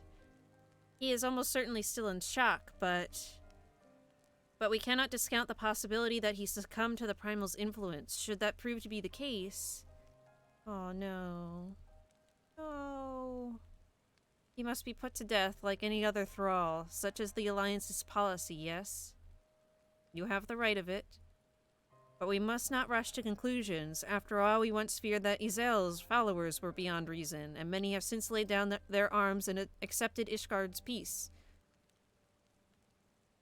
No. We can but watch, wait, and pray. No, he's just a little baby! Leave him alone. There is naught to be gained from dwelling on an eventuality over which we have no control, much less one which may never even come to pass. Let us tend to more immediate matters, informing Commander Bloden of Titan's demise, for example. You may be certain that he will be glad of the news. Would you be so kind as to break it to him?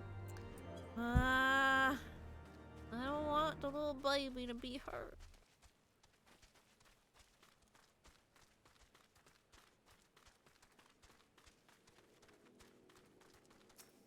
Just a little kid kobold. Ah, you're a sight for sore eyes. When the others came back without you, I feared the worst, but they said you had matters well in hand. Yeah, you could say that. All settled then, is it? I'm glad to hear it, but not half as glad as my men'll be. Believe you me. Regardless of whether or not he was summoned properly, a primal's a primal, and there ain't a soul in the Maelstrom that hasn't lost a friend to one. Don't get me wrong, like, we were all prepared to do our part, but we weren't so naive as to think we'd live to tell the tale. Thankfully, of course, it didn't come to that, which, my friend, sounds to me like a cause for celebration. Now, I know you have a lot of places to be, but why not stay the night? We'd be honored to raise a glass to the triumphant return of Titan's Bane. Cool, am I gonna get poisoned again? It seems to happen a lot when I raise a glass.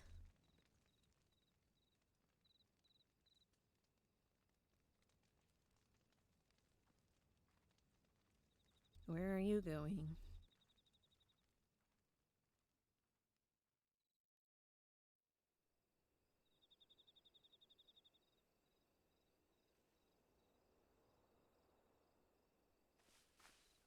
Who goes there?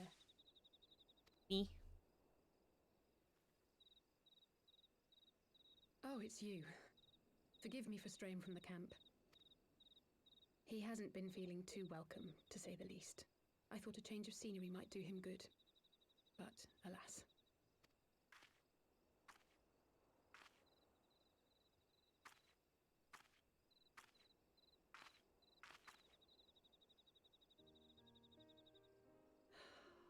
It's so quiet out here.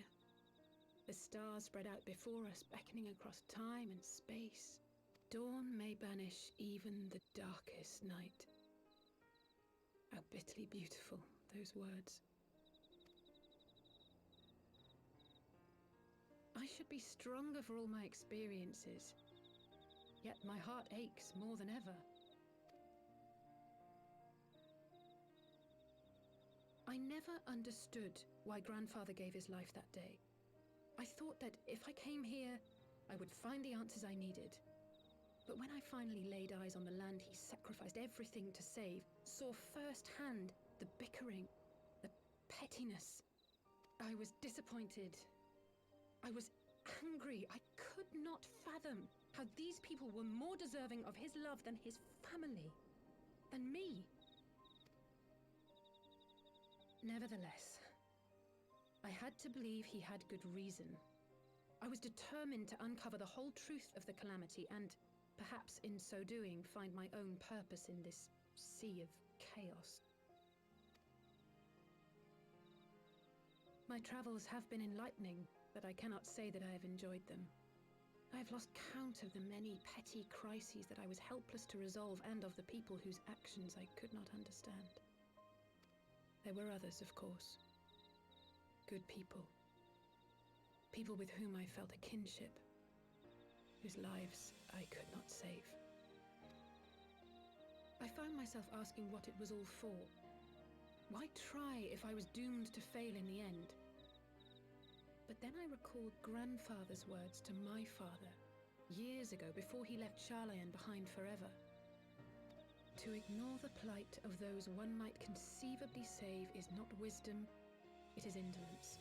We must all protect that which we hold most dear in the manner of our own choosing. We have to try, do we not? Of course, it's one thing to try and another to do. There were times while I was tracking the warriors of darkness when I faltered, when I was afraid. But then I thought of my brother, of Urianger. Why of Urianger? Oh, pray forgive me. This conversation has been rather one-sided, hasn't it? Mayhap you could recount some of your adventures in Ishgard.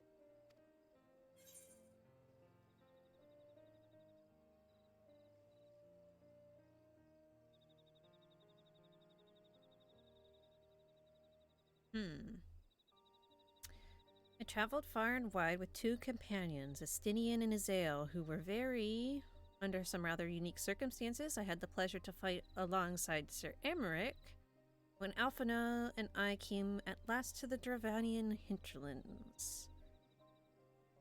I feel like she'd be more interested in hear about what Alphino is up to, so I'm going to do that one.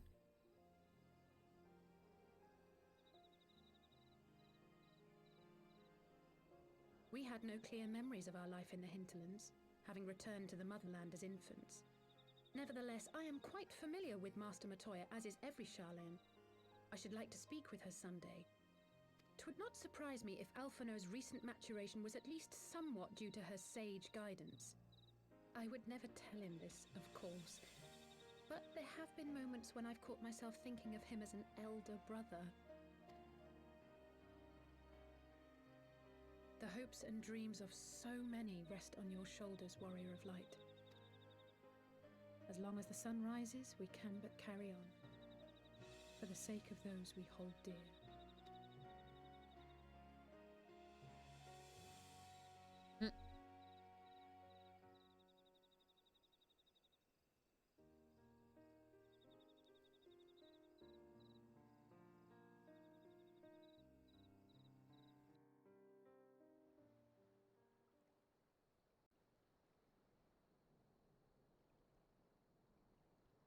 Oh, wait. I don't want nothing to do with you.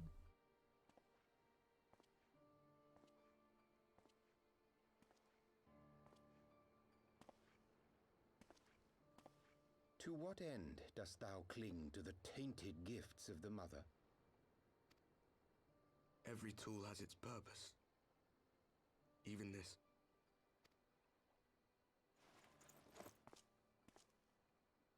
Well, what is it? The seeds sown in Vilbrand have been plucked from the earth and left to wither. Alas, Titan's demise sufficed not to drive the kobolds to deepest desperation. What did the man in white have to say? That we are to proceed as he did first set forth. Well, that's easy for him to say. It's not his bloody world on the brink of destruction, is it? Be thou well reminded that with an end to Ishgard's unrest, naught now remaineth to preoccupy the Scion's thoughts, and thus may they devote their every energy to thwarting thee and thine. I foresee only greater difficulties ahead. Foresee? Are you sure you don't welcome them? I'm starting to think you might hold a candle for your old friends after all. Pray do not mistake mine intent. I but look upon the path which lieth before us with due trepidation. Shouldst thou be of like mind, pray consider then another course. For the power to invoke the ardour belongeth not unto the Ascians alone.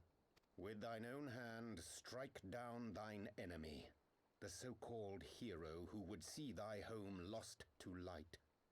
Do but this, and thou wouldst at a single stroke disrupt the all-too delicate balance of this realm, plunging her straightways into chaos.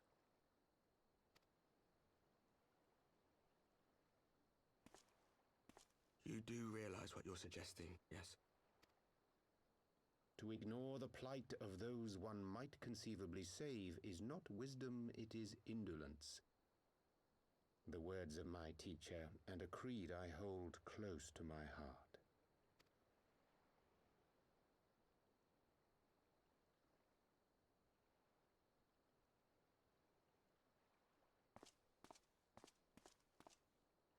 Very well. Draw her out. We'll make it quick. It shall be done.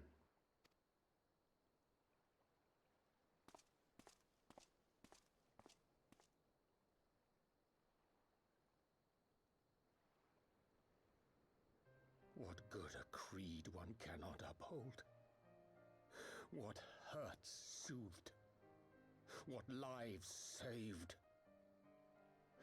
Oh, hapless fool, what hast thou wrought by thine own hands? Minfilia, my friends, I shall not now beg your forgiveness. Is Oriange. Full deeply though it paineth me to walk it, I shall not stray from my chosen path. As Moonbreeder remains steadfast, so too shall I. She died to kill an Ascian and you're gonna work for them, Oriange? Please.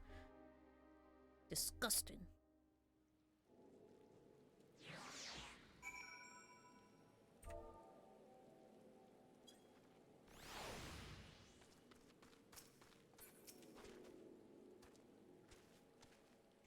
What ho, Yuma? I trust you had a good night's rest. I was but this moment speaking with Thancred and Ishtola via Link Pearl. They had some interesting news to share. Apparently, during the course of their respective investigations, both came across crates which had once borne Ishgardian seals. It would seem that someone in the capital has been very busy indeed. Accordingly, the Temple Knights have launched a full-scale investigation. Sir Emmerich believes that it is only a matter of time before the culprits are found, but we shall have to wait and see. In the meantime, it seems only prudent to look into recent activities of the other tribes, in case they too are flush with Ishgardian crystals. And with that in mind, I suggest we pay Urianger another... Wait, where is Lise? She was but here a moment ago with Gabu. They're gone again?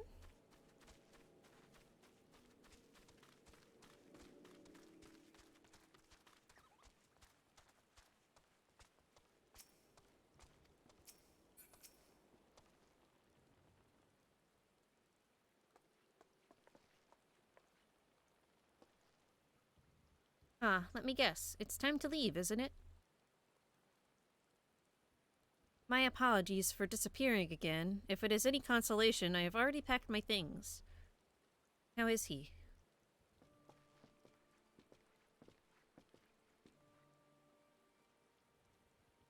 Brother, Commander Bloden, something tells me you are not solely here out of concern for his welfare.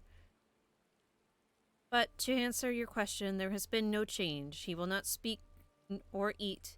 I'm not even sure if he slept. If he did, he seems none the better for it. He just shuffles about with the same expression on his face.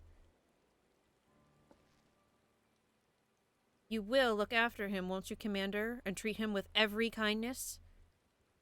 He's still in there, I know it. Beneath the anguish and the despair, he's still fighting with all his heart. He deserves to be given that chance, until he comes back to us, until we know for certain what has become of him. Aye, you needn't worry. If he hadn't risked his neck to warn us and help you secure the better part of the crystals, this could have turned out a damn sight worse than it did. We'll not soon forget that, and nor will Maelstrom Command. Good. I'm so sorry, Gabu. I truly am. You should never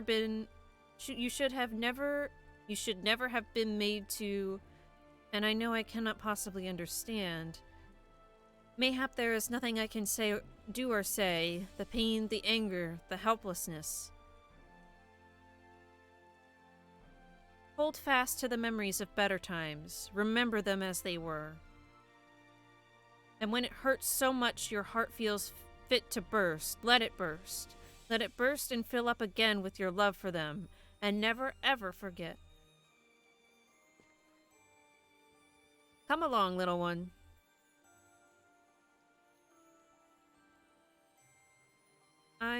I will remember them. And you, Elise, thank you. Yay!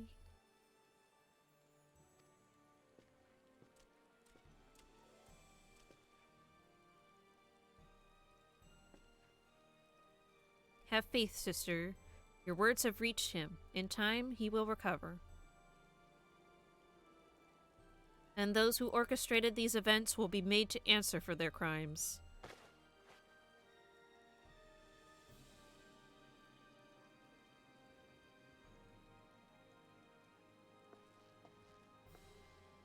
A 1,000 times over, aye. There will be a reckoning.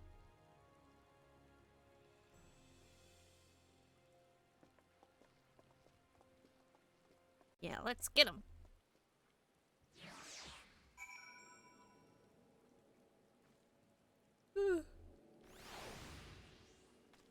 I think I might end early, but I do want to keep going a little bit. Back to the Waking Sands. I don't want to see Oriange's dumb face.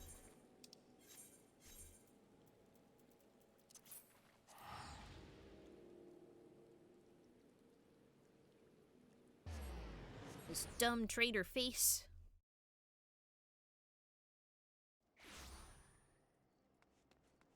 I know by the end of this they'll probably make me feel bad for all the Warriors of Darkness, but for now, no.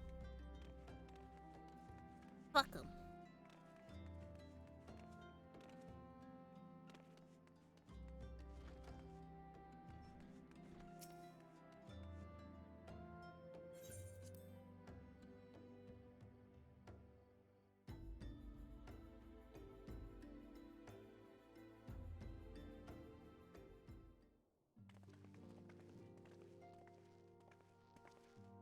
We have heard the glad tidings from Ogomoro, my friends. By the grace of the 12 and your most valiant efforts, the people of Limsa Lominsa may rest easy. I should like to think so, yes. Though we failed to prevent the Lord of Crags from manifesting, we did succeed in weakening him, enabling our friend to dispatch him before the Warriors of Darkness could make matters worse. 'Twas by no means an unmitigated success, but it will have to suffice. Then let us speak of another matter, one which weigheth heavy on my lady's mind. As thou didst request, I sought out the Garen oracles, that we might better understand the aims of the Warriors of Darkness. Though their copious use of allegory defieth any single interpretation, the oracles paint a most disturbing picture, one of worlds parallel to our own, apart yet linked, reduced to ruin with every umbral calamity. 7 times they have succeeded. Then, of 10 and 3, only 6 worlds remain. Oh, so this keeps happening in different worlds? Aye, all is as my lady Minphalia spoke unto thee. Spake unto thee. As for what becometh of these reflections when they and the source are rejoined, frail flesh undone in umbral fires, each soul surrendereth to her call, to flow unto the endless sea, there to endure as one and none. Then if the Warriors of Darkness succeed, everyone in their world will die? In essence, aye, the verse speaketh of the renunciation of the flesh and subsequent return to the life stream. However, this fate may yet be preferable to the alternative, for if the first were to fall transcendent to transcendent light in the manner the warriors of darkness described, it would give way unto a void wherein none may know neither life or death. Far better to die, they reason, for in death there is life. The essence of a soul which returneth unto the source may be born anew, saved. Such at least is their belief, I surmise. If that is true, then, gods, no one should ever have to make such a choice. Ere we speak further on this subject, I would share with thee another recent discovery. 'Twould seem that several sizable shipments of crystals have been delivered into the hands of certain Alamegan parties. Alamegans? Strange. And you believe this to be the work of the same Ishgardian smugglers who supplied the beast tribes? I know beyond a shadow of a doubt. And lest thou wonder at their motive, I would remind you that the Ascians did once attempt to bring about the summering of Rauger. The individuals who took receipt of these shipments are refugees belonging to a group devoted to the cause of Alamegan liberation. It may also interest thee to know that their Ishgardian suppliers appear to be none other than the remnants of a line Royale?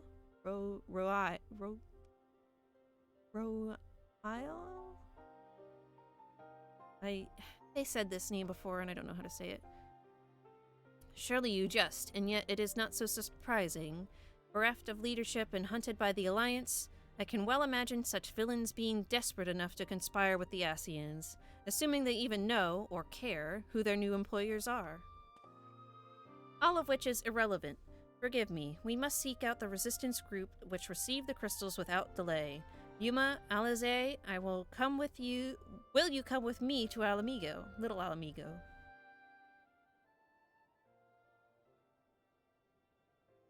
Yes, of course. I should like to hear what they have to say for themselves, firsthand. May you ever walk in the light of the crystal.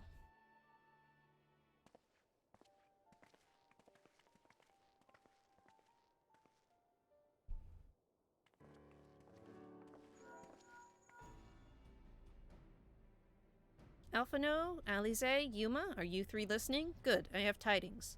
The Temple Knights raided the smuggler's warehouse less than an hour ago. A cursory interrogation of the prisoners yielded confirmation that they were in the employ of, and I hope you are sitting down, a man in black robes.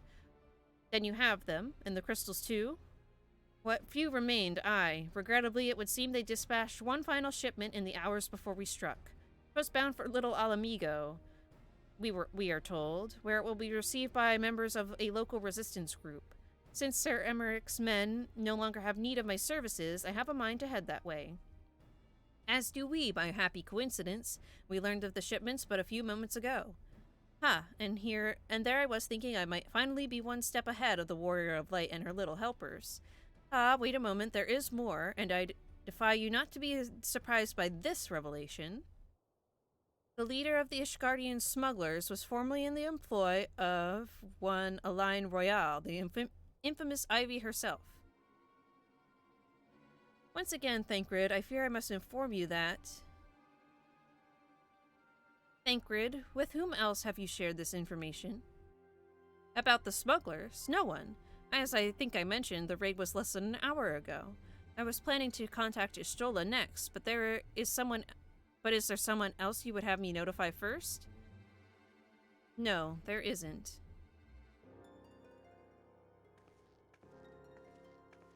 How did Urianger know?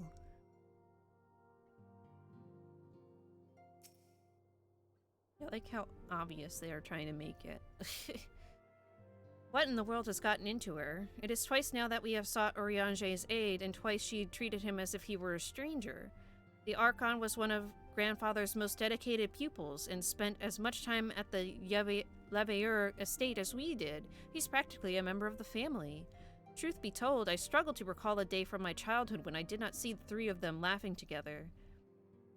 If this continues, I may have to raise the matter. Later, though, Little Alamigo awaits. Okie doke. So I could have continued with the story before doing the Almaja quest, because I would have been in Little Alamigo anyway, but whatever. Happens. How was I supposed to know we were going to go to Little Alamigo next?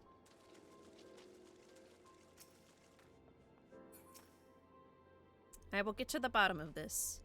Oh, forgive me. It has been a long day. Did you have something to say? Excuse me. Oriange? Oh, I've always struggled to understand what's going on in his head, now more than ever. Listen, Yuma, if anything should happen, it should be me who... Just know that I am prepared to do what must be done. Right then, to more pressing matters, since we have no idea when Thancred might have arrived, I suggest we see what information we can gather in his absence.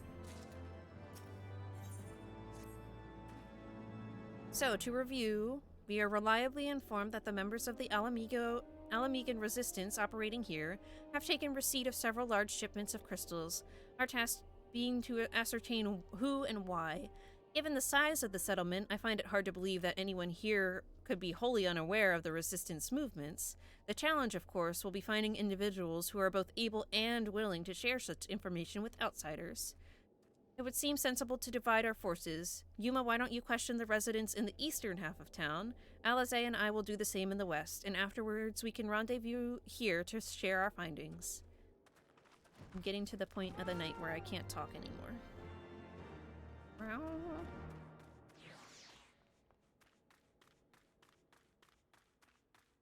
Yeah, so these people are just going to tell me to F off.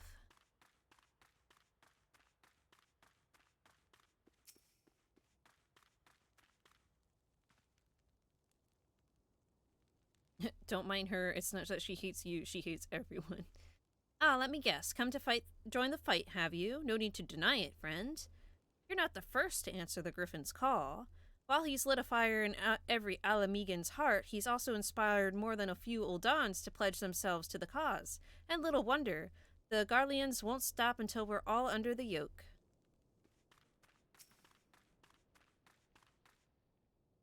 I see you there, going around asking questions, looking for the Griffin and his lot, I'll bet. Seems they're the talk of little Alamigo these days. Folk wondering what he's about, what he's got in store for the Garleans, and what's under that mask of his, of course. Some say he's hardly got a face, what with all the scars. Others reckon he's been marked for death by the Empire, and they'd send a bloody legion if they knew he was here. Ugh, your guess is as good as mine.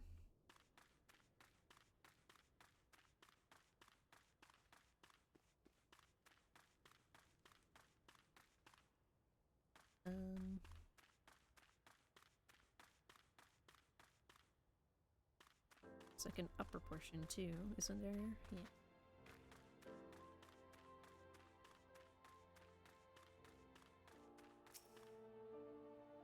Yeah. The resistance. Damned if I know. It's none of as if I'd be of any use to them.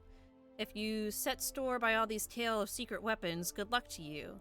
But I'm too old for the mask's bedtime stories. This is our lot, and it's time we got used to it.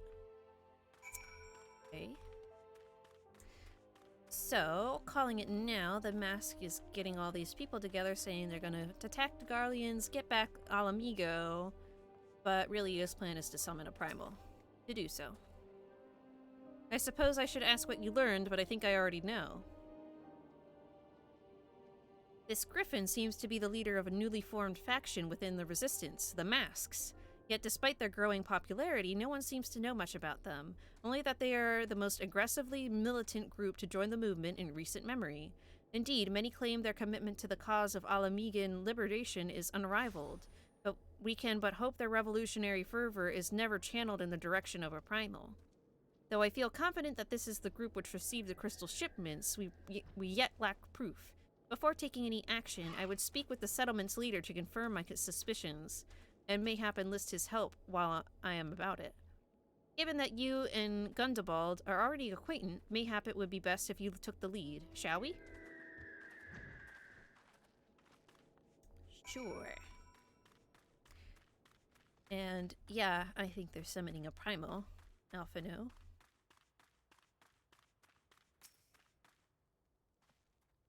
Much as it pleases me to see you again, Yuma, I cannot help but wonder if I should be worried. I hear you and yours have been asking questions. The Griffin. I know of him, as do we all. He and his masks have become a leading faction within the Resistance.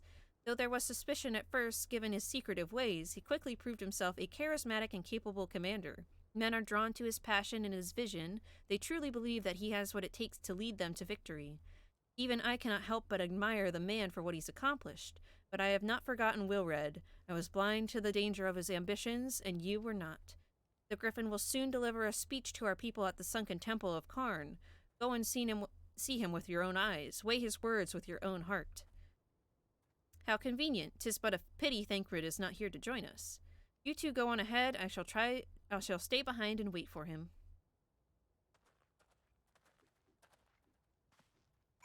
Okay.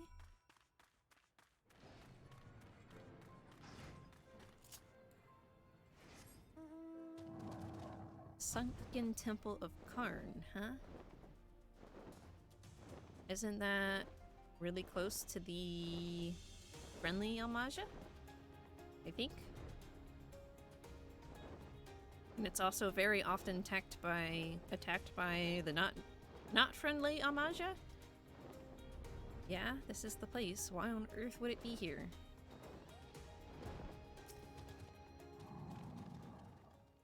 Has it begun already? I hear voices coming from within.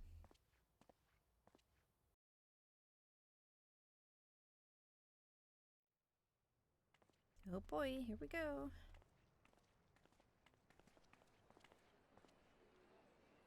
How nice that it turned to daytime just for this cutscene.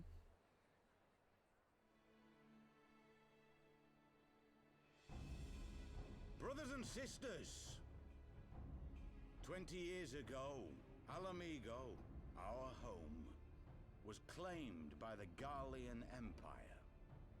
In our haste to overthrow the King of Ruin, we turned a blind eye to our foes in the north.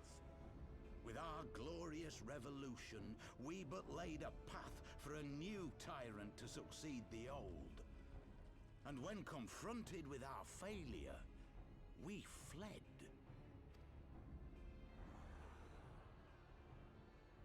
Not a day goes by that I do not think of those we left behind. Think of them and feel ashamed. And I know each and every one of you feels the same.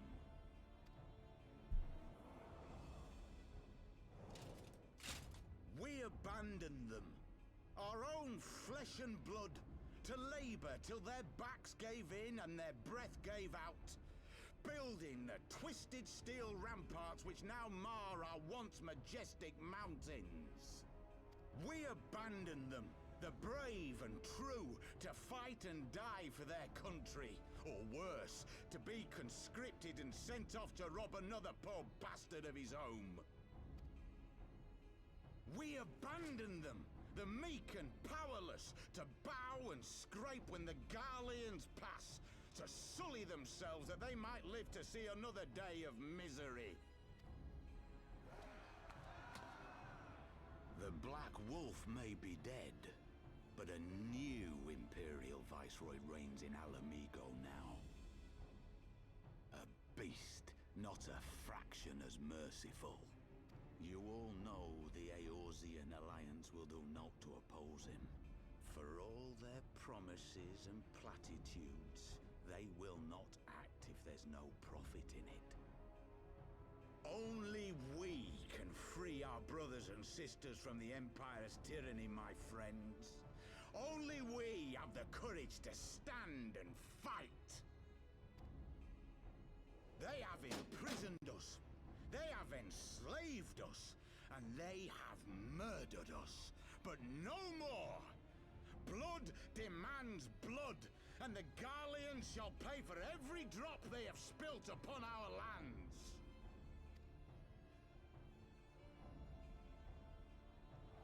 This I promise you, for we have a power within us, my friends. A power befitting our pride, our righteousness. Only join us, and we shall grant you the means to unleash it, and together we shall see the Alamigan standard raised over the mountains of Gia Albania once more!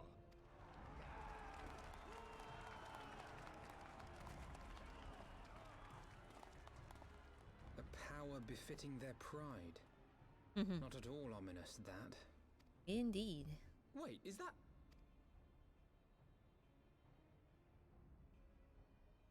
Oh. What are you two doing here? What are you two doing here? I could ask you the same thing. Yeah, really? Well, well, this is quite the surprise. If you see what I see, if you feel as I feel... Might I suggest we continue this conversation in more agreeable surroundings? For it is not strength of arms that will win this battle, but strength of heart. Oh, they changed Papalimo's voice actor again, I think. Sure sounds different again.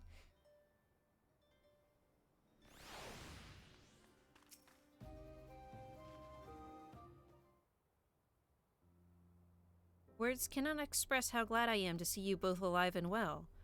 And you, though it was pretty obvious you and Yuma would be fine. The Crystal Braves never had a realistic chance of capturing any of the Scions, divided as they were and distrusted by the better part of Eorzea. But if you truly believe that, forgive me, what exactly have you two been doing all this time? Repaying a favor. After the banquet, we had no choice but to flee Ul'dah, and we would not have been able to do so without the aid of some old friends from the Resistance. That's right, they smuggled us out of the city and sheltered us in Little Alamigo, all at great risk to themselves. Obviously, we couldn't let that go unacknowledged, so we offered to help them out with their operations for a while. When we learned of the Scion's exoneration, that Lalarito had severed all ties with the Crystal Braves, and that General Ralban had been reinstated, we resolved to make contact. But having long since discarded our link pearls as precautionary measures, our options were rather limited. To make matters more complicated, we were embroiled in a delicate operation at the time, leaving me with little choice but to entrust a letter to a courier. I gather from your puzzled expressions, however, that you never received it. To be honest, we thought this might happen. While the masks are happy to let the refugees spread the word within the community, they're pretty strict about communicating with outsiders. Oh, and we also heard a rumor that the Griffin doesn't want us meddling in his affairs. The Griffin mistrusts the Scions of the Seventh Dawn? Curious. It is well known that we are no friends to Garlemald. One would think the man we saw beseeching all and sundry to join his cause would welcome our support. I should say the man you saw was not in fact the Griffin, but an impersonator, and a talented rabble-rouser to boot. Would not surprise me if he were responsible for the majority of these public appearances. As you may have gathered, the Griffin is an extremely cautious and distrusting man who has made every effort to conceal his identity. Even when we participated in a raid under his direct command, we were not permitted to approach him. It's hard to know what to make of all of it. The secrecy, the impersonators, the masks. You have a mask. What? It's not as if I'm making all of you wear one, and mine only covers half my face. It's completely different. Anyway, when we heard the Griffin was due to give a speech, we thought it might be a good opportunity to get a better sense of the man behind the, For all the good it did. And now you have heard the whole of it. But tell me, what prompted you to take an interest in the Griffin? We think this one's gonna summon a primal. Summoning? You're not serious. I can't believe it. The Resistance would never even entertain such a ridiculous plan, but the Griffin... Well, the man is an enigma. I cannot say with any confidence what he would or would not do. I can say, however, is that the speech we heard today is not the first to make reference to a power capable of defeating the Empire.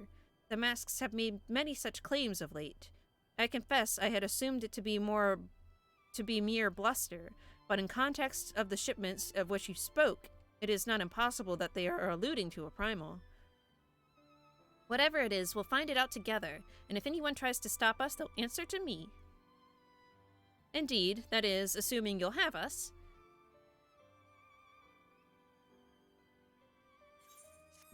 Okie doke. Reunited with some friends.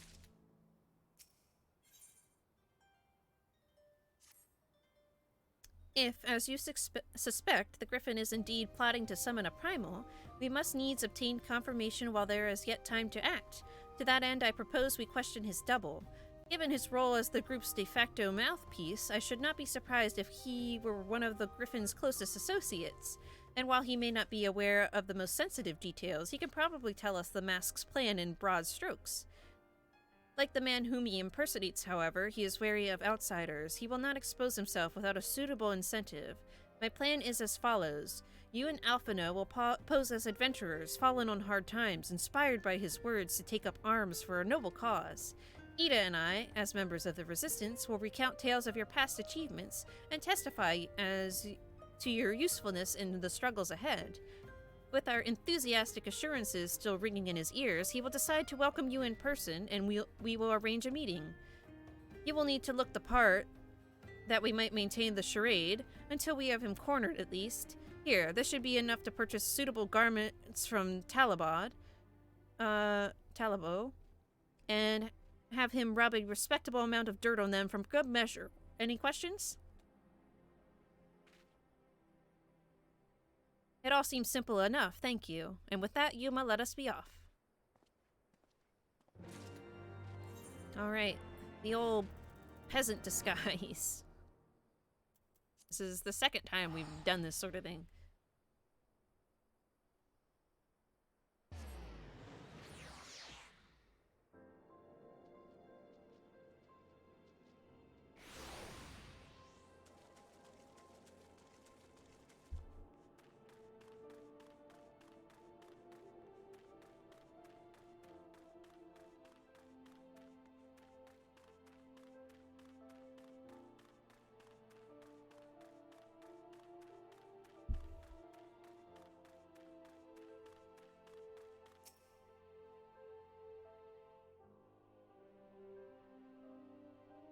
Eh? You want to buy what? I don't know what you're up to, but I want no part of it.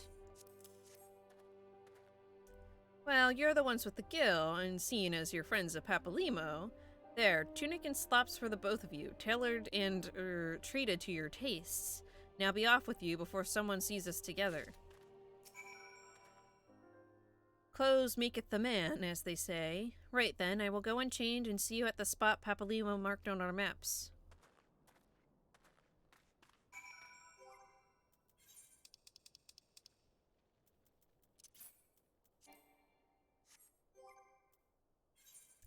My chest is full.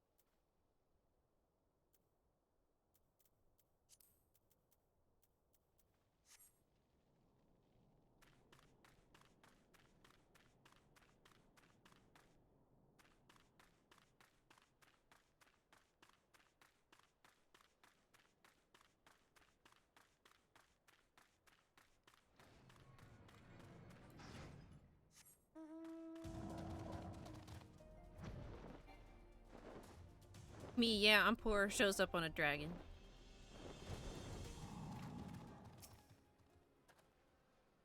Well, look at us, a pair of down-at-heel adventurers seeking a chance to recapture past glories. Yes, this should suffice. Now we play the waiting game.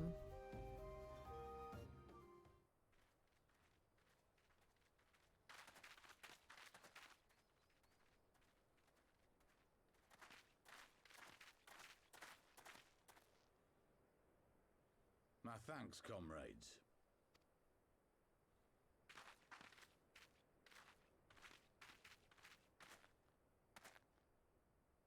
You must be the esteemed adventurers of whom I've heard so much.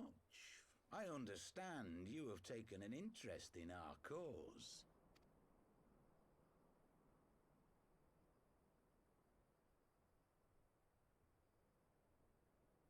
A great interest, you might say.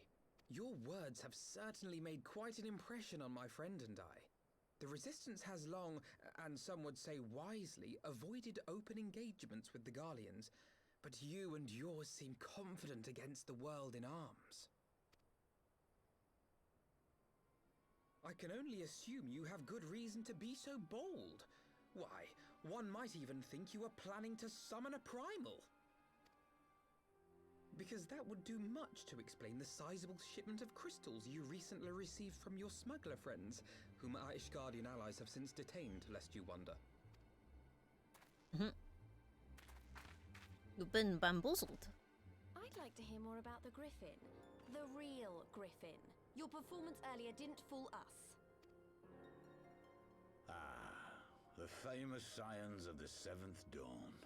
I should have known better than to think I could conceal the truth from you lot. You are right. I am not the Griffin, but I speak with his voice, and it was at his behest that we procured those crystals.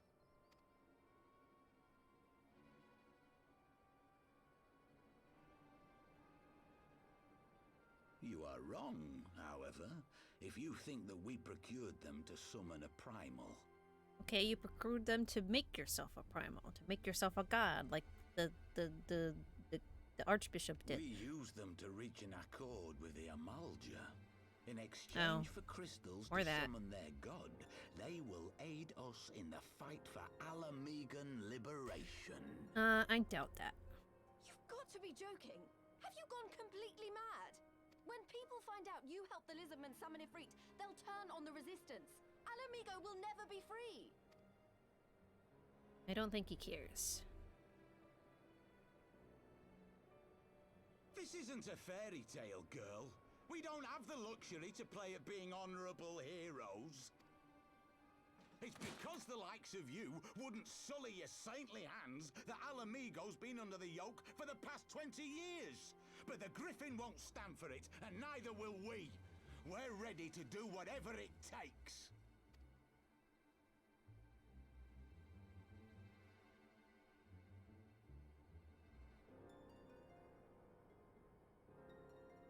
What proof do you have of this arrangement with the Amalja?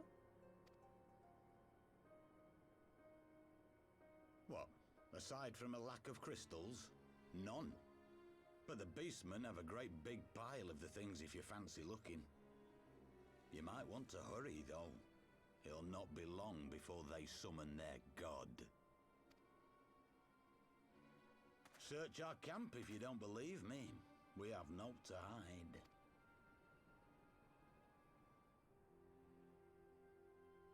If there is a cache to be found, Ida and I will find it.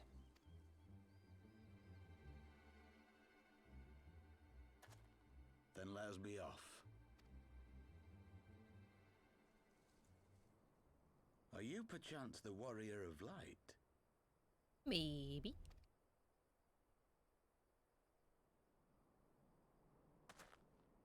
Aye, I thought so.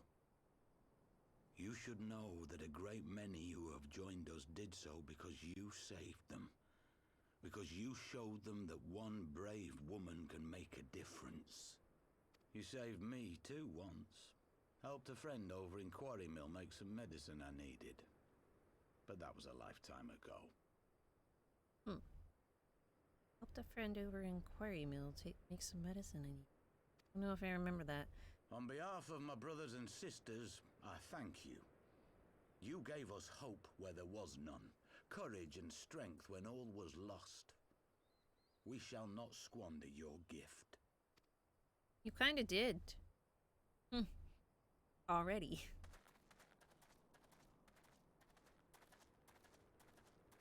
I know that look, Ida, and I do not like it. You cannot seriously be contemplating taking up arms with that band of cutthroats. I just...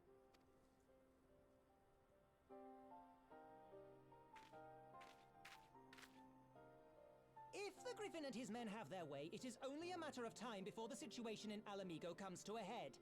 Your homeland's future teeters on a knife edge, and any reckless action, however small, could have irrevocable consequences. You mustn't lose sight of that, Ida. When the time comes, we must all make our choices, but we must do so in full possession of the facts. Now, let us away. There is work to be done.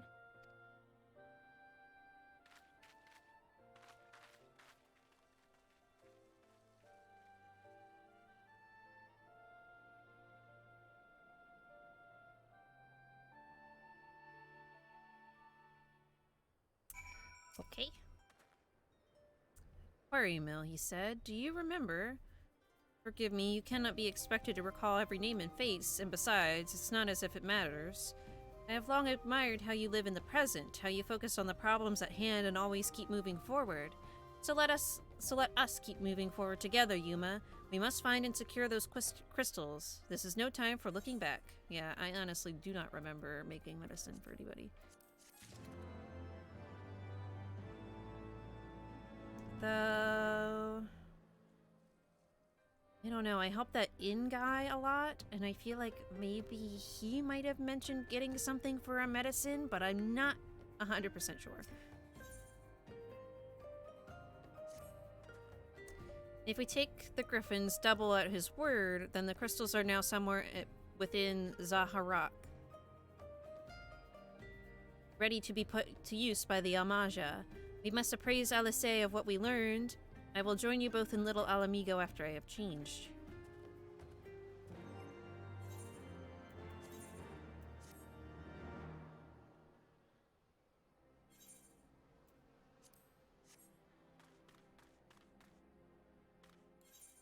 What if I'm just super lazy and warp to Little Alamigo because it's such a pain in the butt to get inside?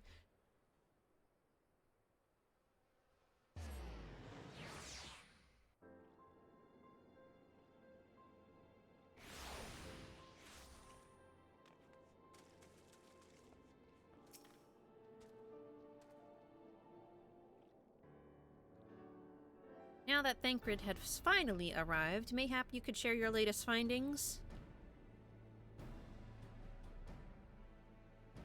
You mean to tell me that while we were worrying ourselves sick, Ida and Papalima were here all along?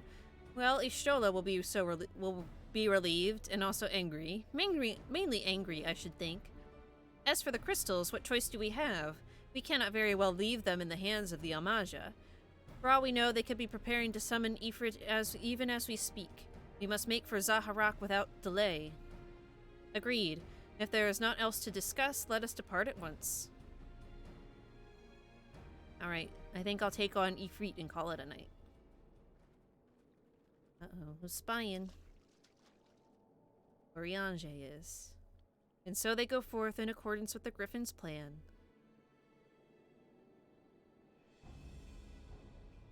The players gather to assume their marks on a stage wreathed in flame.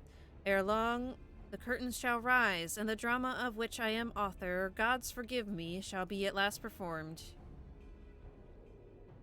Naught else remaineth save to stand at the ready and pray at that the chance is seized, for never shall we know its like again.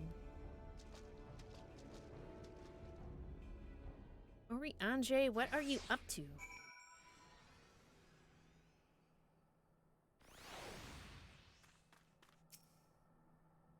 I confess, I expected a warmer greeting, but we must not jump to conclusions, not until we have braved the Bowl of Embers. We must be ready to engage the enemy at any moment. If you would make any final preparations, pray do so now. I shall await your signal. Several cutscenes will play in sequence. Set aside time to view these entirely. I guess. So this is just a battle, it's not even a dungeon. Or at least not yet. This isn't right. The Amalja would never leave this place so poorly guarded.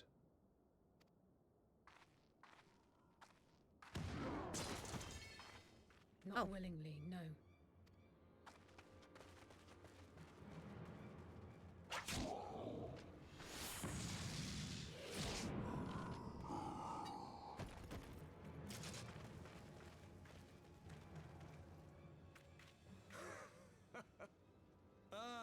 saviors of Eorzea. Slow as ever.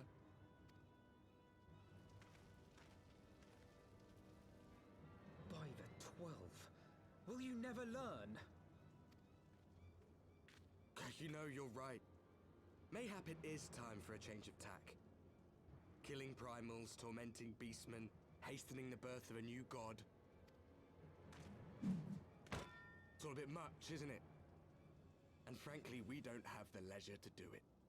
But killing the warrior of light, on the other hand, that would soon plunge Eorzea into chaos. One life for one world. A fair exchange! Wouldn't you agree? No.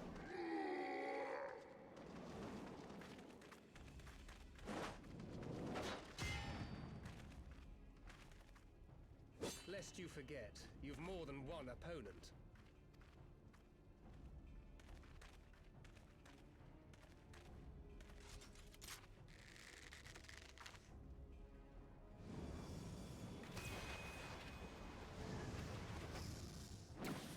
Carbuncle!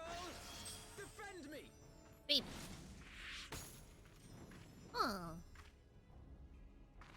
I sense you will offer more than mere target practice, unlike your sister.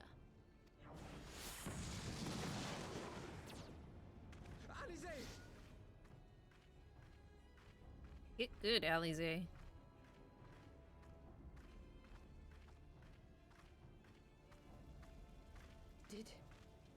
Did I not tell you, Alphino? I am not the girl I once was. My brother was always the clever one, while my talents lay elsewhere.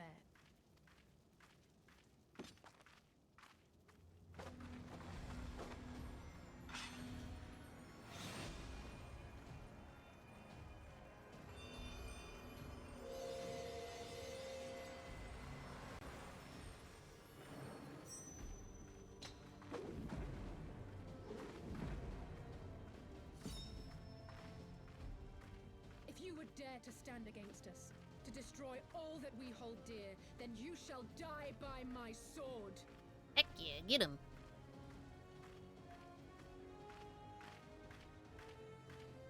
Let's finish this.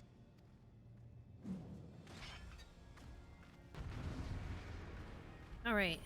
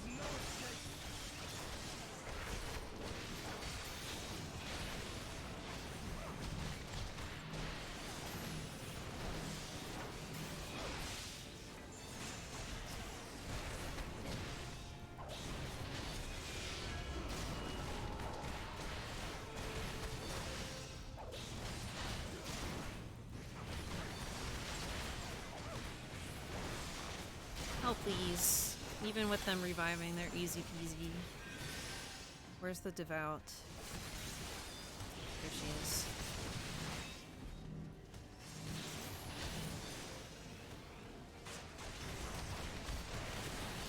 I know how that one works from a boss fight.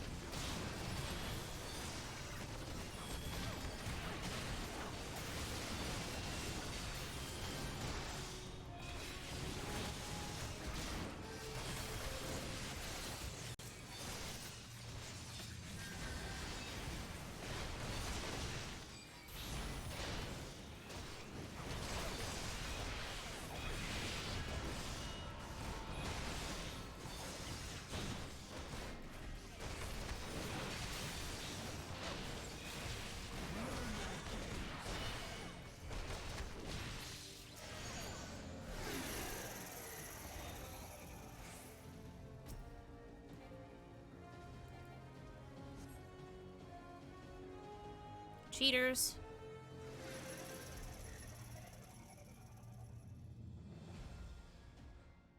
It ends now.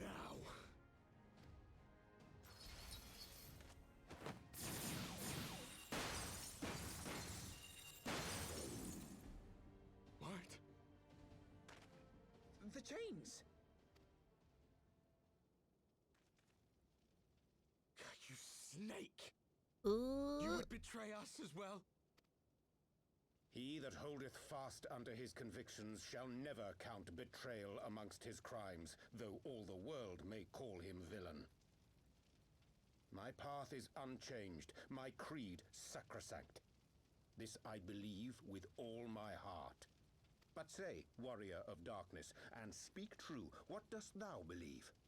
That rendering up the souls of thy world in service to the rejoining will grant it salvation?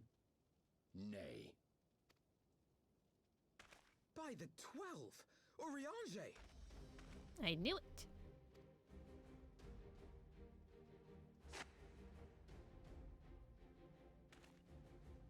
Mine apologies, Master Alphino. That the brightest light might shine, duty did compel me to walk in darkest shade. You sweet fool. I was almost willing to believe you had turned against us. I expect a full explanation when this is over. For now, may I assume you have turned your cloak for the last time? Thou mayest, my lady.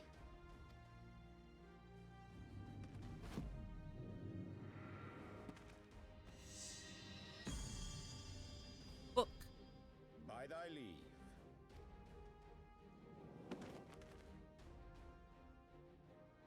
Even odds then. No matter. We'll crush the lot of you in one fell swoop!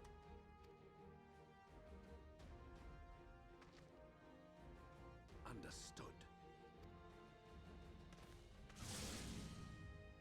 Hearken to me. We only have one chance. Channel your ether into my blade that I might strike before the mage casts his spell. I cannot do it alone, but together we can defeat them.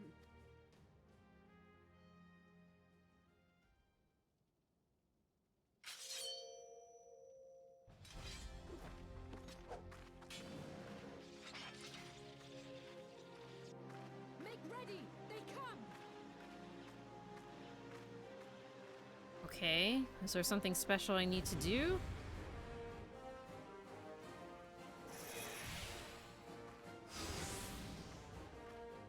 Channel ether into Alize's blade. How do I do that?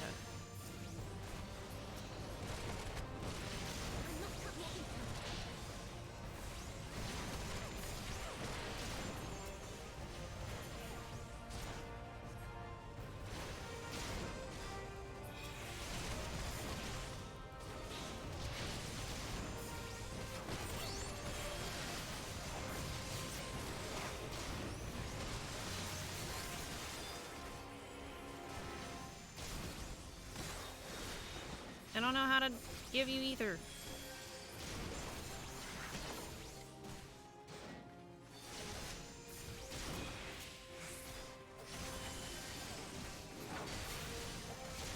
I literally don't know how to do it.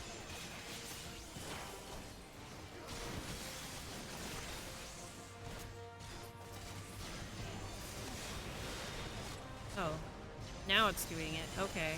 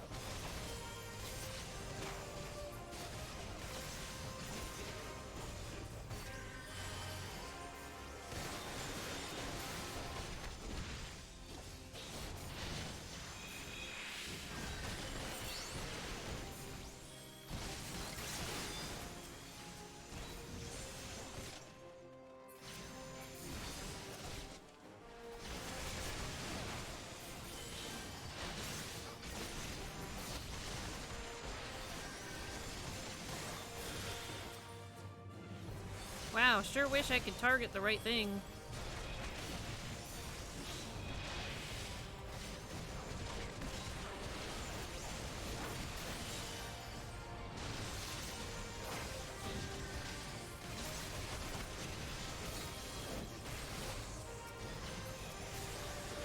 There we go.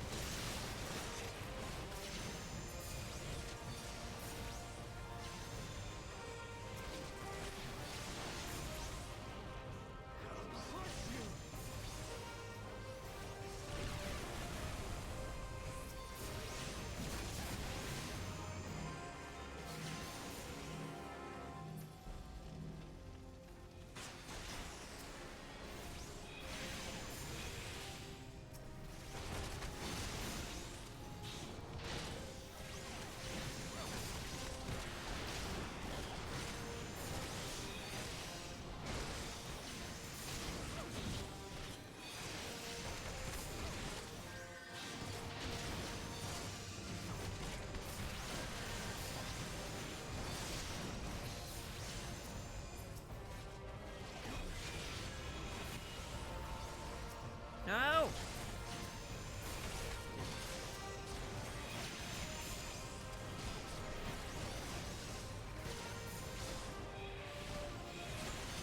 There we go.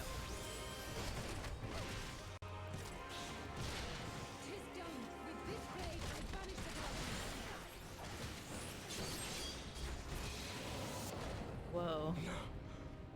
Not like this.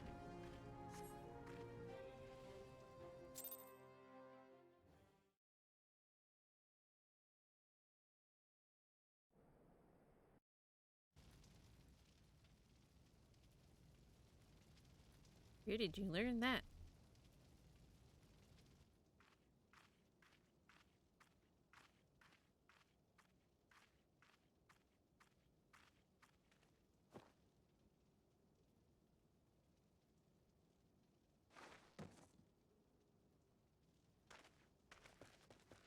Alize, are you hurt?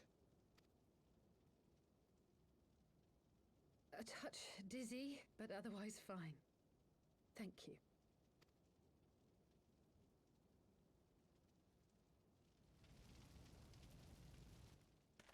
And there you have it. Our friend is too stubborn to die. Yeah. We are far from finished.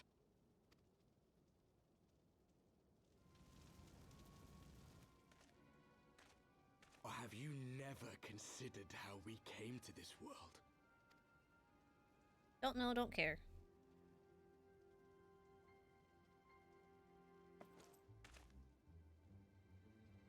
Crystals? You mean, like the Ascians? Just so. As the Ascians flee unto the rift twixt planes with crystals of darkness, so did these warriors come hither with crystals of light. Eloquent, as always. Aye, like the Ascians, we too are beyond death. You cannot defeat that which is eternal. Wait!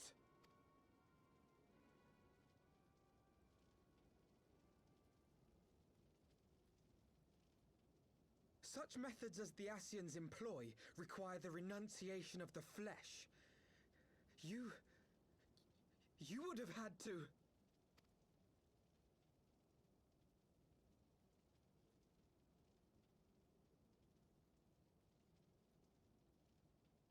At long last, you see.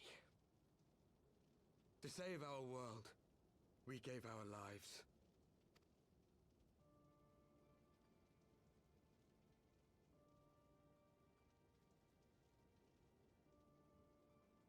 were just adventurers trying to make our way.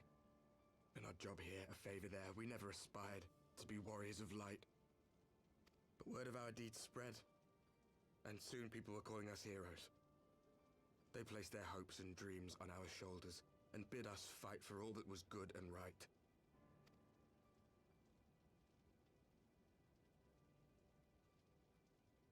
We fought, and we fought, and we fought, until there was no one left to fight.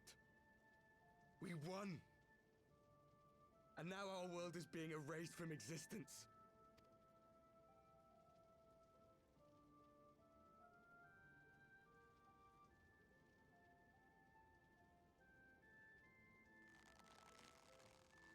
We did everything right.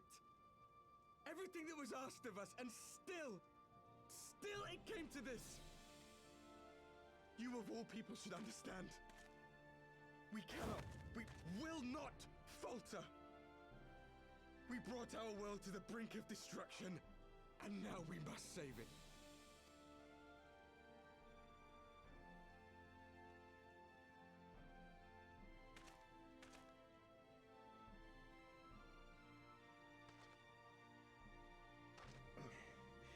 I've died before, Arbet. I'm not afraid to die again.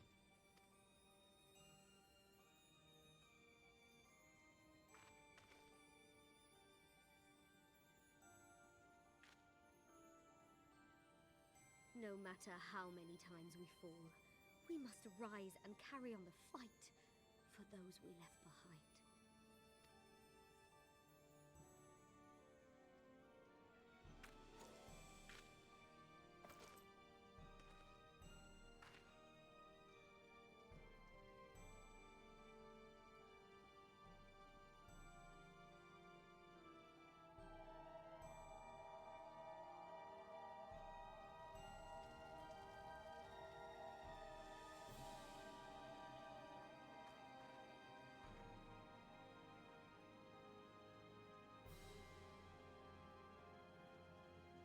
To have known the depth of sorrow and embraced the highest sacrifice.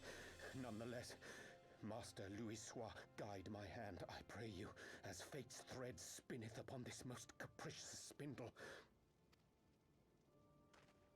Quickly! Thou must needs invoke the power of thy crystal.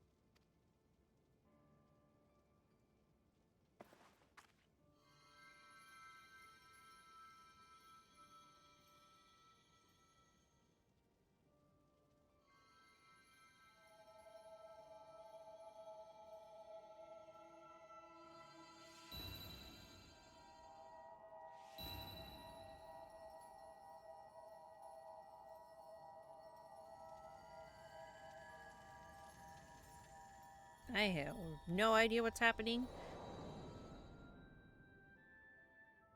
I am so lost with this plot line.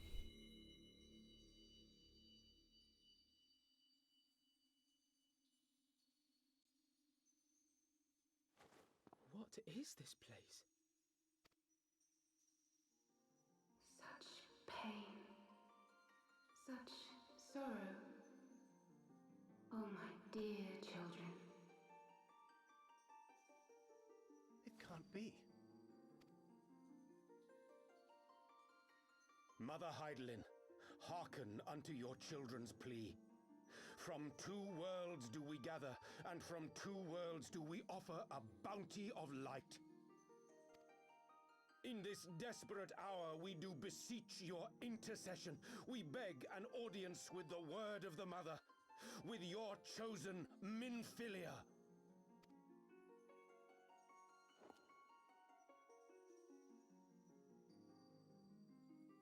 Your cries go not unheard, nor your sacrifices unnoticed. Though many are lost, there are those we can yet save, whom I can yet save.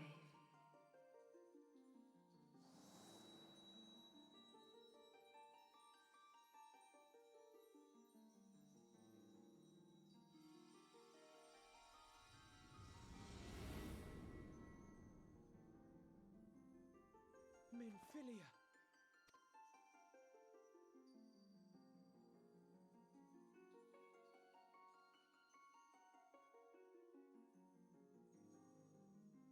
Blessed children of the First, the light of your world hath grown blinding in its radiance, but it is not yet absolute.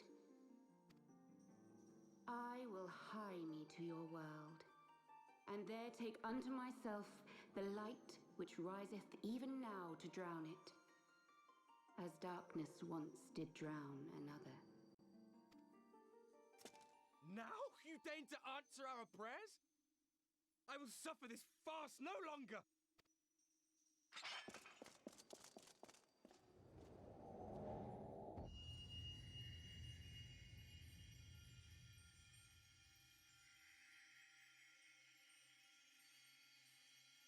As the Ascians must serve as instruments of Zodiark's will, so too must others carry out the will of Hydaelyn.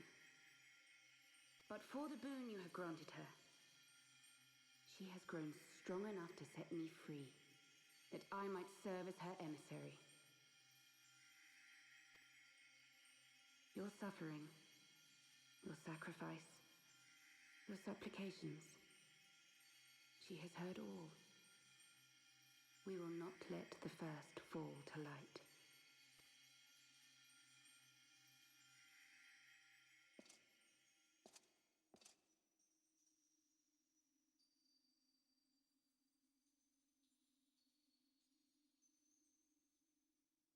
Thank you, Urianger, for bringing everyone here. It fills my heart with joy to look upon the faces of my friends once more. In taking you unto her bosom, I knew that Hydaelyn had bequeathed to you a sliver of her grace, granting you strength long sought. And in treating with the Ascians, I learnt of a star like unto our own, a doomed world of fallen heroes, in whom I glimpsed ourselves, the first. Full long did I search for a means to save this world, concluding at the last that the answer lay in the power of blessed crystals. And thus did I labor to set light against dark. Yet I knew from the beginning that this salvation would not come without sacrifice. For the instrument of the first's deliverance would of necessity be required to journey thither, there to remain, mayhap forever. You orchestrated all of this, not to save her, but to send her away!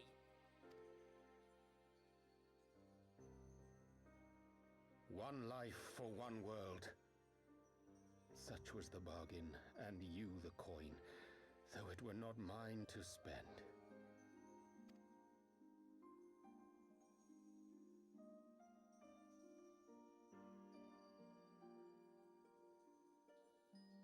Have we not walked together in the light of the crystal, and at her bidding borne witness to the joys and sorrows of this land?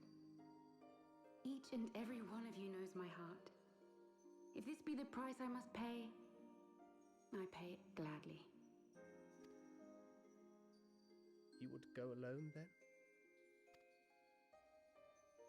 My dearest Thancred, you who have ever watched over me, I am truly grateful for all you have done on my behalf, as would my father be.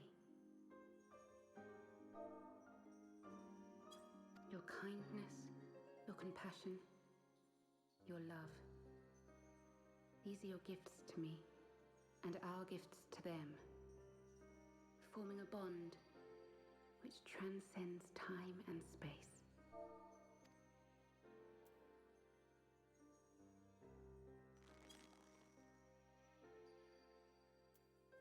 Sometimes I forget you are not the child I once knew. Make me proud. Whoops. I'm trying to get rid of the stupid chat. Long have I watched you from Hydaelyn's side, watched as you nurtured and kept safe the light of the dawn.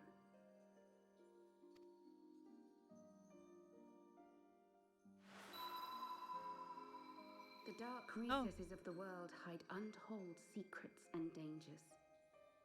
Thus do I entrust to you, Tupsimati. I pray you, keep to the path that you may never have need of it.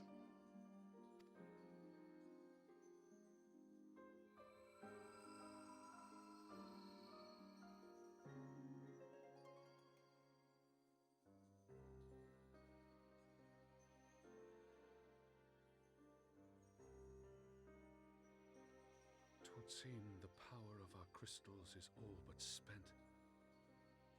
Perhaps, if there is naught else to be done.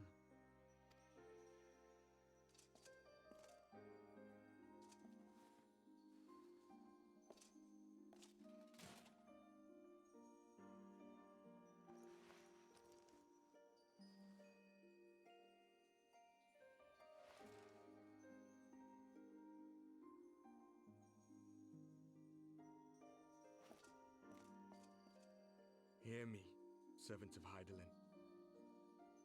If you would have us place our trust in you, then I would ask a favor. Take us with you. Take us home. Aww.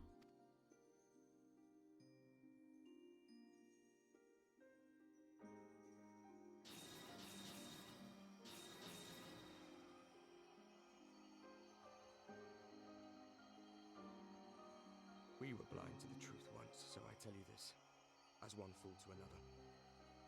Light, dark, it doesn't matter. What matters is how you choose to use them. We made our choice and you see what came of it, so please, forge a different path. Seize a better fate.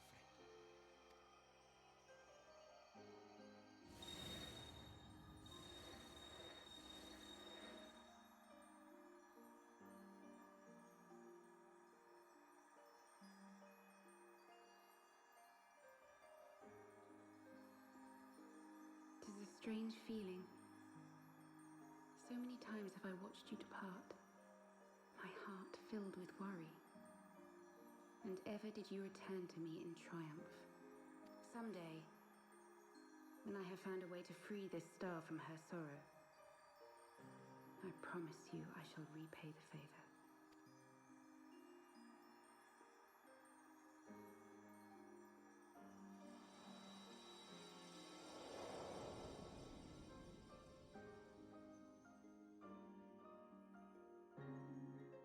So I still don't totally get what is happening. I don't know how she's just gonna get sent there and help somehow.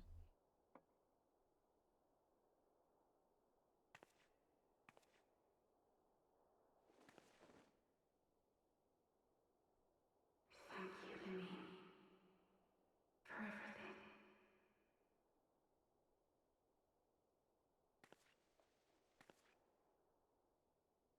No, poor Lamine.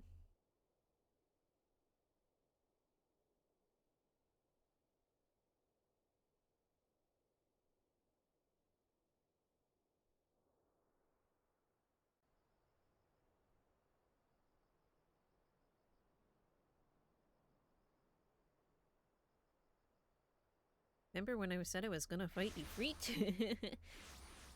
I guess it did say there was gonna be quite a few cutscenes.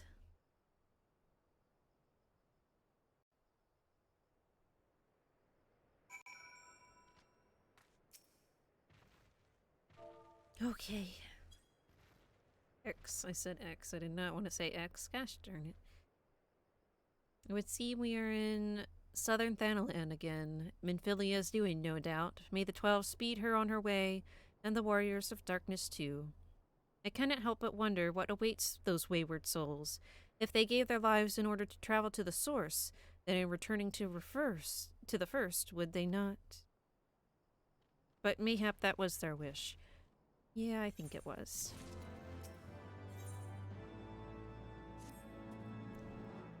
Forgive me, my thoughts were elsewhere, and this one I know, well, there is yet work to be done. The crystals. Leave them to me. I will go back into Zaharak and secure them. The Amalja will still be in disarray after the thrashing the Warriors of Darkness gave them. They are not like to notice a lone bard skulking about. But Thancred, you don't have to do this, I know, but I want to. I will see you at the Rising Stones. I should go and find Ida and Papolimo. They must have finished searching the mask's camp by now. Not that it matters anymore.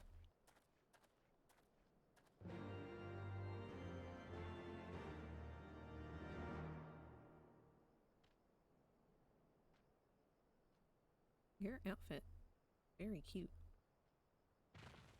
I like your outfit. I bet it's something I can't wear. You must be tired, Yuma. I know I am. If thou wilt permit me, my lady, I would ask a question. When didst thou become aware of my independent pursuits? When I saw you meeting with that warrior of darkness and the Asian in white at the Great Library. I tried not to think the worst. You've never been one to confide in others, so I knew that even were your intentions pure, you would not share your plans with us until you felt the time was right. But I cannot deny that a part of me feared you had simply betrayed us. Would that there had been another way. Know that I took no pleasure in deceiving thee, and that these sins will forever weigh heavy on my heart. I understand why you did what you did, that you sought to achieve the greatest good while inflicting the least harm. Not many would have the courage to make that choice. But even knowing what came of your actions, I find that I cannot condone them. I'm sorry. You must forgive me, but I believe the events of the day have taken their toll on me. I should like to rest for a while. If thou wilt grant me leave, I would gladly escort thee unto a refuge of thine own choosing. Once my lady hath regained her strength, we shall join thee at the Rising Stones. Until then, warrior of light.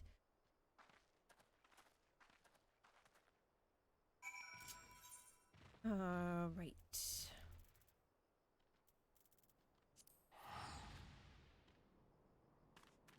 Not going there yet.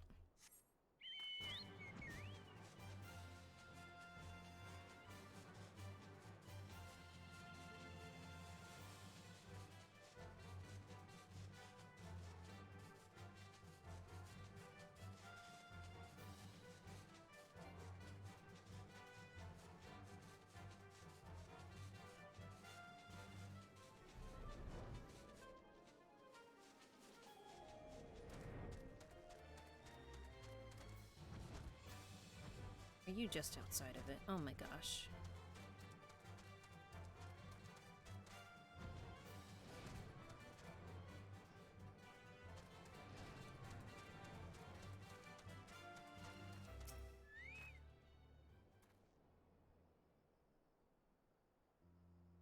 Well met, Yuma. Alphino said you would be joining us. 'Twould seem the Griffin's double was telling the truth, insofar as we found nothing resembling a sizable cache of crystals in the mask's camp.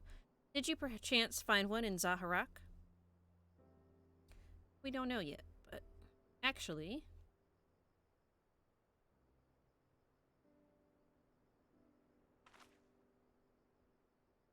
I don't believe it. The crystals, Minfilia, all of it. It's just, I don't know what it is.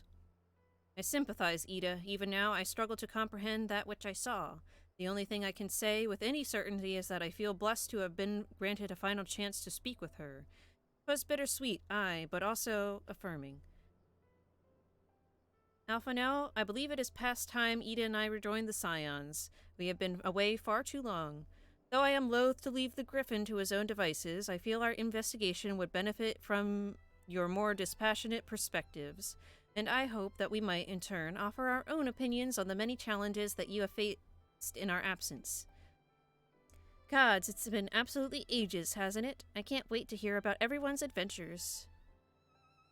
We should be glad to recount them, and Tataru's tales may well surprise you. Indeed. Uh-oh. Ida? Ida! Ralger be praised, it is you! Ida, alive and standing before me, in the flesh. I can hardly believe my eyes. Oh, come now, has it really been so long that you don't remember me? It's Gundabald. I fought beside your father in the revolution. Do not think less of her, friends. It's been 20 years since the occupation sent us our separate ways, but the resistance were always welcome in Little Alamigo. They gave us hope, and young Ida, you most of all.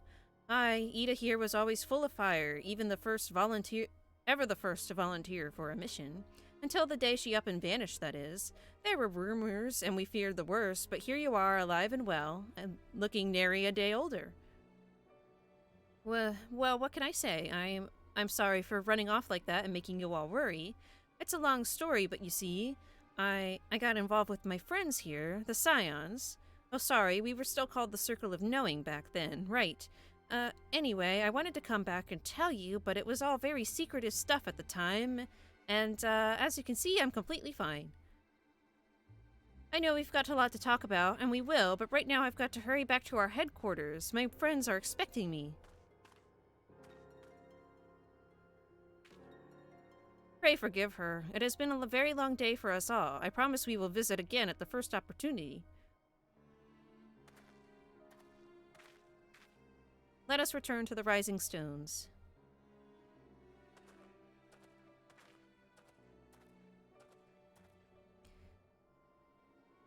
Hells take me for giving you that mask. Okay. Interesting.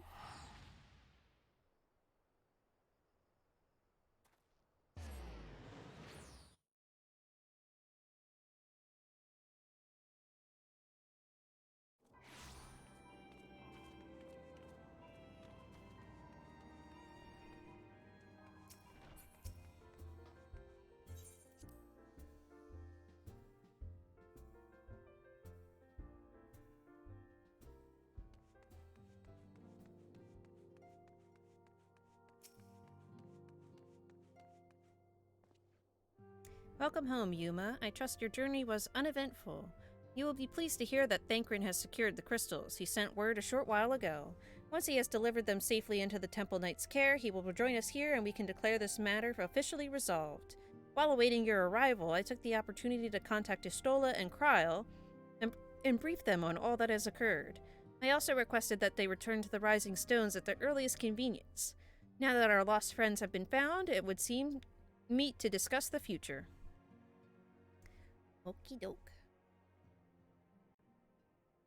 I feel like we're coming to the conclusion of this arc, but I also don't feel close to Stormblood. Back in the Solar. It's been too long since we were all together like this. Not since after Moonbraider. Much has changed since then. We ourselves, most of all.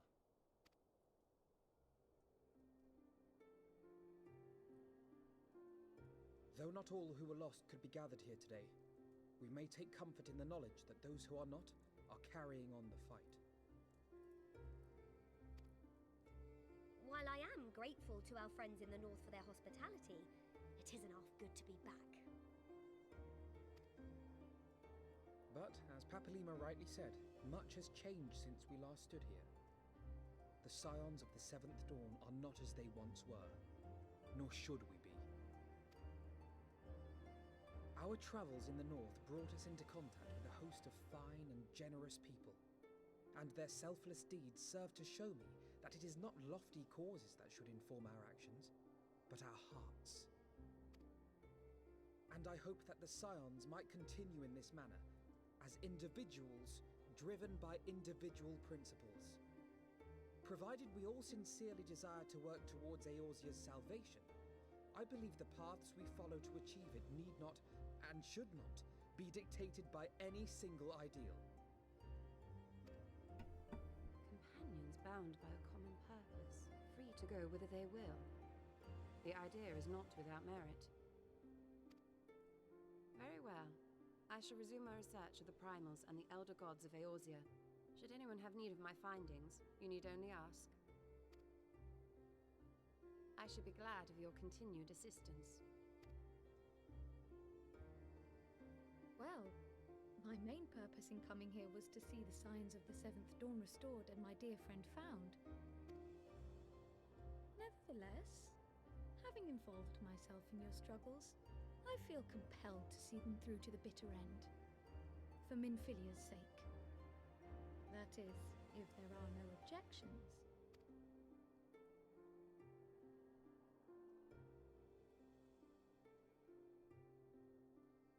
You will always be welcome here, Kryle.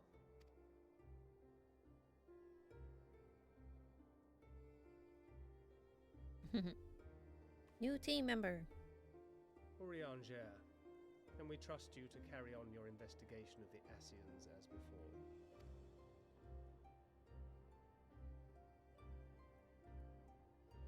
Regardless of mine own desires, I am undeserving of your trust, having so villainously deceived you all. Now, I'll hear no more of that. It would be disrespectful of Minfilia's wishes. She entrusted matters here to us, that we might protect this star and understand the truth which hides at her heart. Mayhap I can handle the former, but I think you far better suited to the latter. No?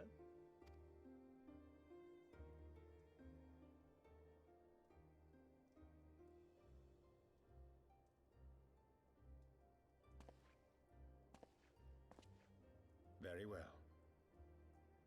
Then out of love for my Lady Minfilia and Moonbreeder both, this shall be my solemn charge. Papalimo and I should probably return to Thanalan to keep an eye on the Resistance. There's still the matter of the Griffin and the Amalja, not to mention the new Imperial Viceroy. That little lot must be worthy of our attention, right?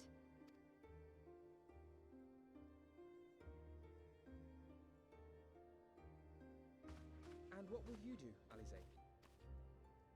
You know I have no great love for organizations and formalities.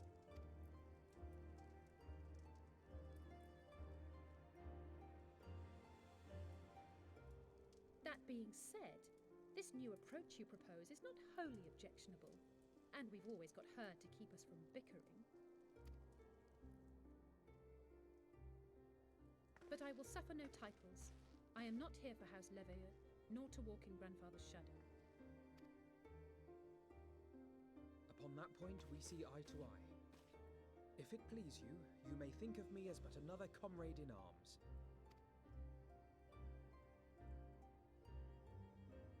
Well then, Alfie, I, for my part, shall see to the paperwork and the finances with my characteristic aplomb. I would not have it any other way, Tataru. And we mustn't forget you. What now for the Warrior of Light?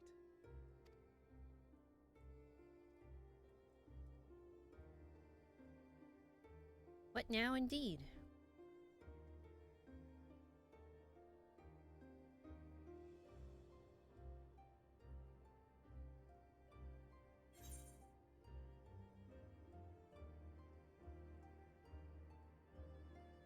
Aww.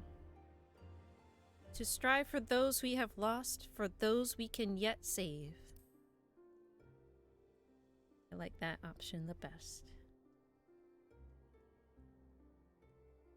Indeed. The path behind us was fraught with hardship, and the path before us will be no less unforgiving. But a new dawn shall break over the realm, and I see before me the faces of those who will deliver it.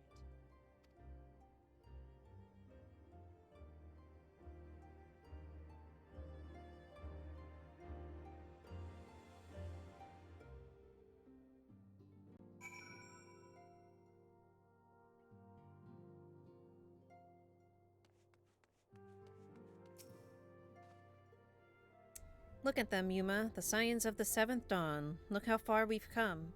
The people we've met, the moments we've shared, the losses we've suffered, the tragedies we've overcome. All of it has made us who we are today. Where we go from here and what the future holds, only the 12 know. But I know we will find out together. No, I gotta wind up Moonbreeder. Destined to die a hero and live on as a mechanized servitor.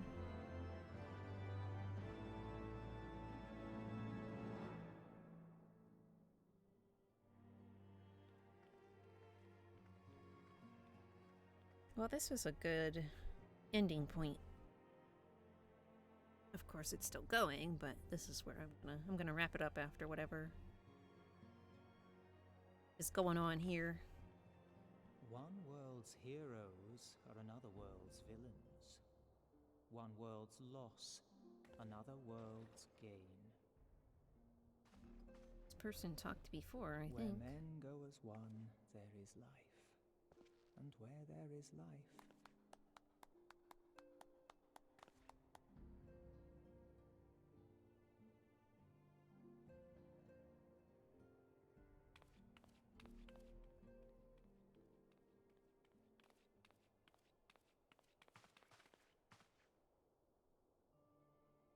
my friends, if I may, I would ask that you entrust Tupsimati to me.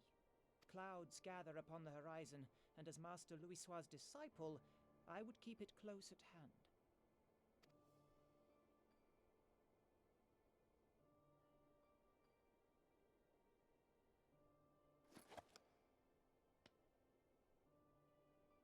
I don't know if this is a good idea. Thank you. I shall guard it well.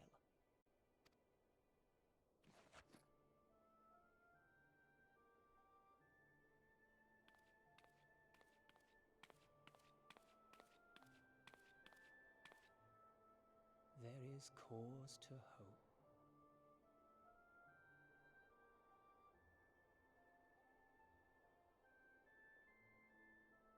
For every ending, every parting, marks a new beginning.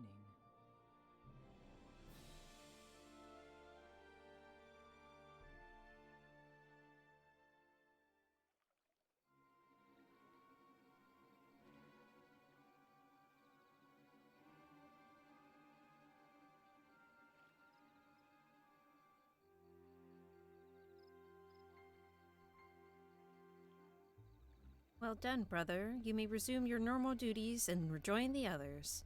The coming battle shall be our greatest yet, and I intend to stand with you all on that glorious day.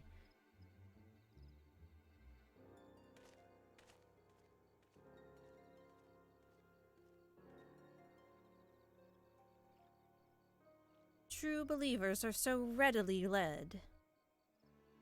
Of course the Ascians are behind this.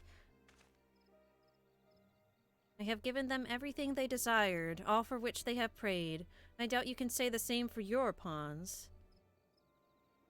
Get what you wanted, then? Was it all worth it in the end? There were some unexpected developments, but they were ultimately to our advantage. Be it hostess survey... Be it to host a survey of light or dark, a world bereft of equilibrium is but a void in waiting, and a void is of no use to my master. I shall follow her emissary with great interest. I'll leave her alone. As for the pawns whom you so pity, they have delivered unto me a gift, which I do present to you. Ah. Of course. Nidhogg's eyes. The eyes of Nidhogg. Many were the candidates considered, but by your deeds you have proven yourself the most deserving.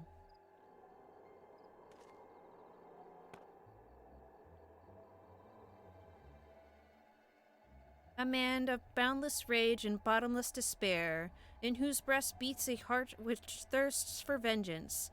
Only you are fit to wield these eyes, for weal or for woe. There's the for weal or for woe again.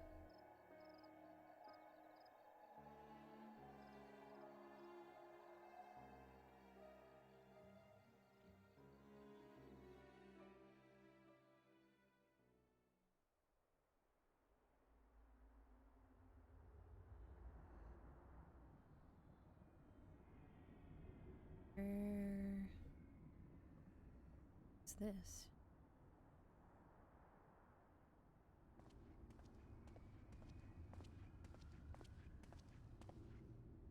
Is that Nero? So it was here all along.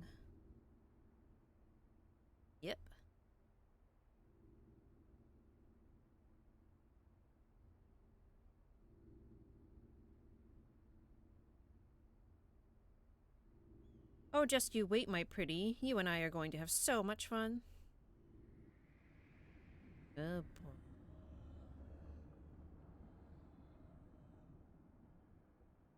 I can't tell if that's the one in the sky or the ruins that they're fighting about.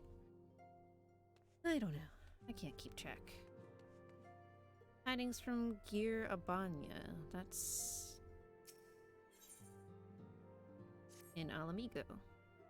Ah, Yuma, just the hero I wanted to see. Would you mind doing me a small favor? I need you to meet me at the Diamond Forge. This won't take long, I promise. I don't know what that is.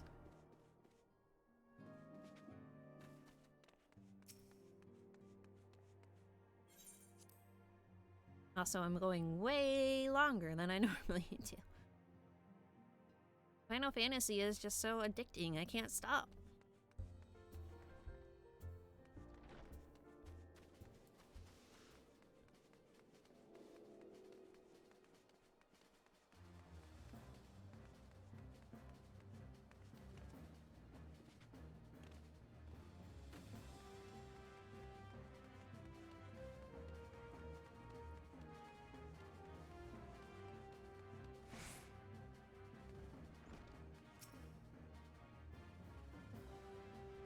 I feel like I have to be close to entering Stormblood.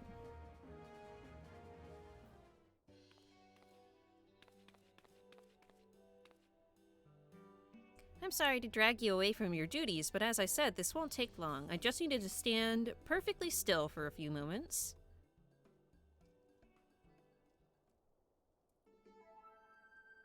Uh-oh.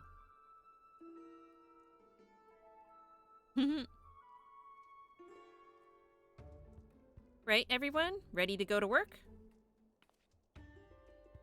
No squirming now. Oh, and you might want to close your eyes. I've been kidnapped. Hee hee hee hee.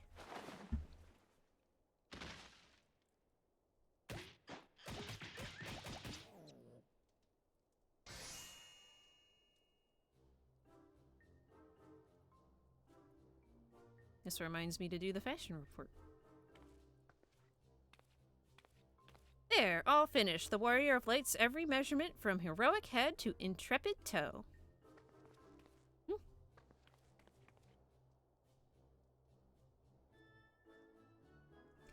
Well, wouldn't you like to know? All in good time, Yuma. All in good time.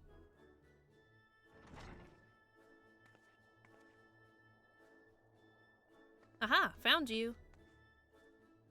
Alphino wants everyone in the Solar for a meeting. I don't know what it's about, but he seemed to think it was very important. Go on, we have everything we need. No sense in keeping everyone waiting. Oh my gosh, I hope Tataru makes me an outfit.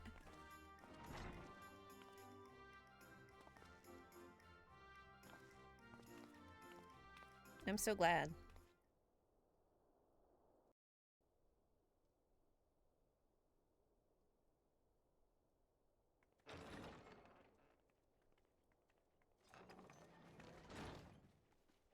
We're here. Did we miss anything? We would not presume to begin without you, Ida. Orianger has returned to the Waking Sands, but everyone else is now present. Yes, but for what exactly? We all have duties to attend to, Alphino, so you may dispense with the preamble. Thank you, Elise. It is the very subject of those duties which compelled me to call this gathering. Though the Warriors of Darkness no longer pose a threat, Eorzea's many troubles demand no less of our attention. And while I stand by the decision to approach each task as we see fit, I fear our effectiveness will ultimately be diminished should we continue to act in ignorance of each other's efforts. Thus, I propose we elect a successor to Minfilia. Not to serve as a fully fledged antecedent, perhaps, but as a coordinator of operations. Is that all? Well, then the decision seems clear. Yeah, really. No one else has shown any enthusiasm for the role, and judging by your performance at our previous meeting, you would seem the perfect candidate. You always did have a flair for politics.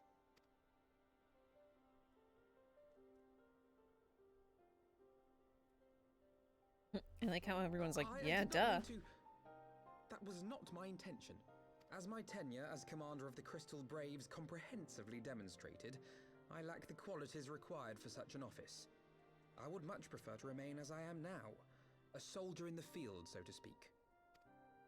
Should none of our numbers step forward, must we then constrain some unwilling candidate to take up the position? Well, based on merit alone, a certain adventurer would be my choice. Though I concede she might struggle to balance her new responsibilities with, let me see, slaying primals, thwarting legatuses, and feeding the orphan poor. Yeah. Thancred makes a good point. Any who would wear such a mantle would be bound by its obligations.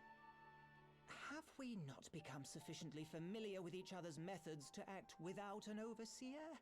At present, I see no cause to so willingly limit one of our number. Whoa. Oh my goodness! Help! I need some help here! Uh-oh.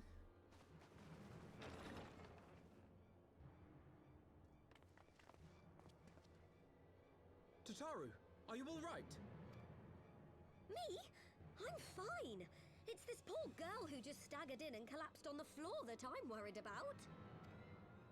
Nago! Gods, how did... Yashola! Please, you have to help her. Kral, a hand if you would. Let us see about closing these wounds.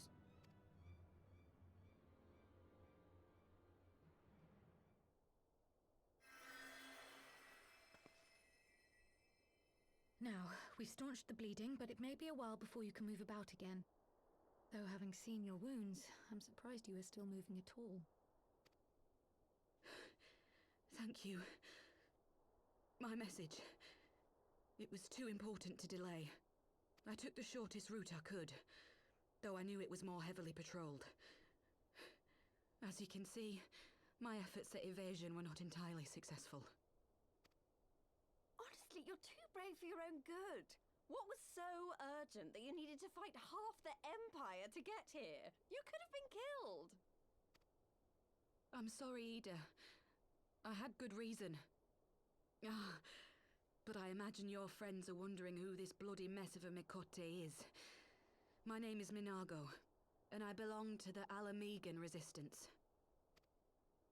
I came to warn Ida and Papalimo about one of our leaders. A man who calls himself the Griffin. He's always been dangerous, but he's planning something new. Something reckless. The Griffin, you say? I've heard the name. Rumor has it your man is eager to test his claws. Aye, and on no easy target. He means to assault Belsar's wall from the Alamegan side. But what does the Griffin possibly hope to gain from such an attack? From the Alamegan side? From what I understand, he wants the fires of war to spread to Eorzea. And for that, he needs to control the border with Gridania. So, he means to spark a conflict between the Alliance and the Imperial forces stationed in Alamigo, to have Eorzea's armies aid in the liberation effort, whether they will it or no. Ew. His plan is flawed. Even should the Resistance succeed in occupying the wall, they would not be able to hold it. Imperial reinforcements would drive them out within a week. Be that as it may, if there is even a chance that this scheme could bring about an escalation in hostilities between Eorzea and the Empire, the Alliance must be informed. Agreed. I should depart for Limsa forthwith and seek an audience with the Admiral. Thancred, Uldar is yours. Alphino and Alize, make haste to the Twelveswood and notify the Elder Seedseer of the danger to Gridania. She will duly call a council of the Alliance leaders, whom you must be ready to receive. You will be our voice in Ishgard. Explain the situation to Sir Emmerich and encourage him to send an envoy. God. Tataru, Krile, I leave the care of our injured messenger to you. See that she remains quiescent and her wounds closed. I believe that covers everything. Let us be about our tasks.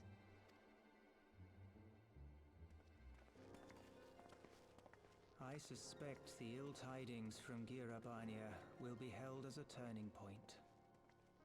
the beginning to a bloody end. The business of war was ever conducted with the coin of self-sacrifice.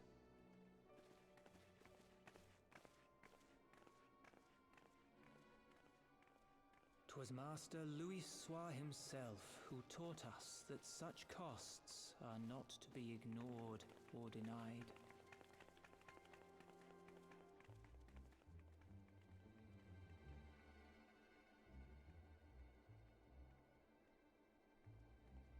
And so I shall embrace them.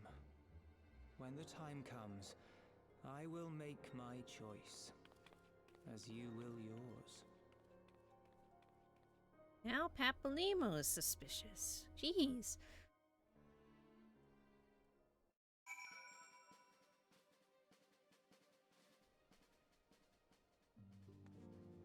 Okay, so I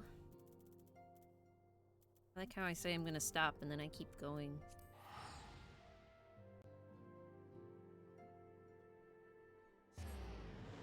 Let me see something.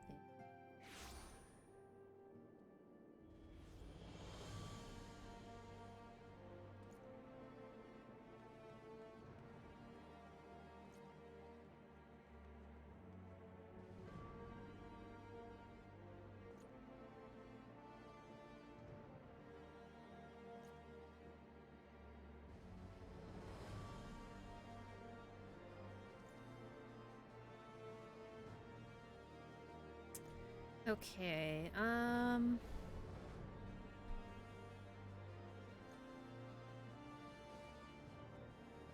so there's still a little chunk before Stormblood.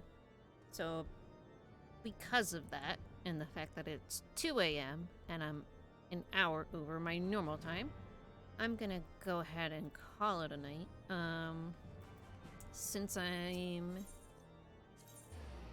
here, let's go and check into the inn here, and then I'll be just at the inn, ready to go.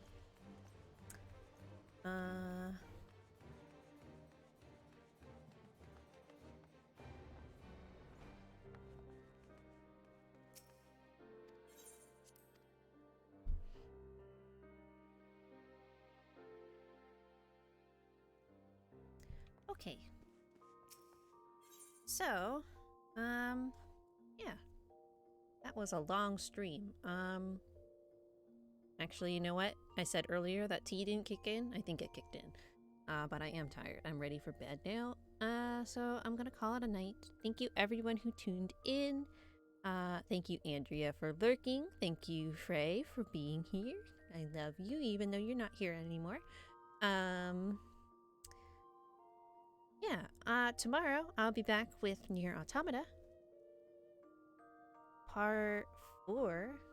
It should be really interesting. Things are really picking up in that. And that's it. I think that's all I got to say for tonight. Again, thank you. Good night.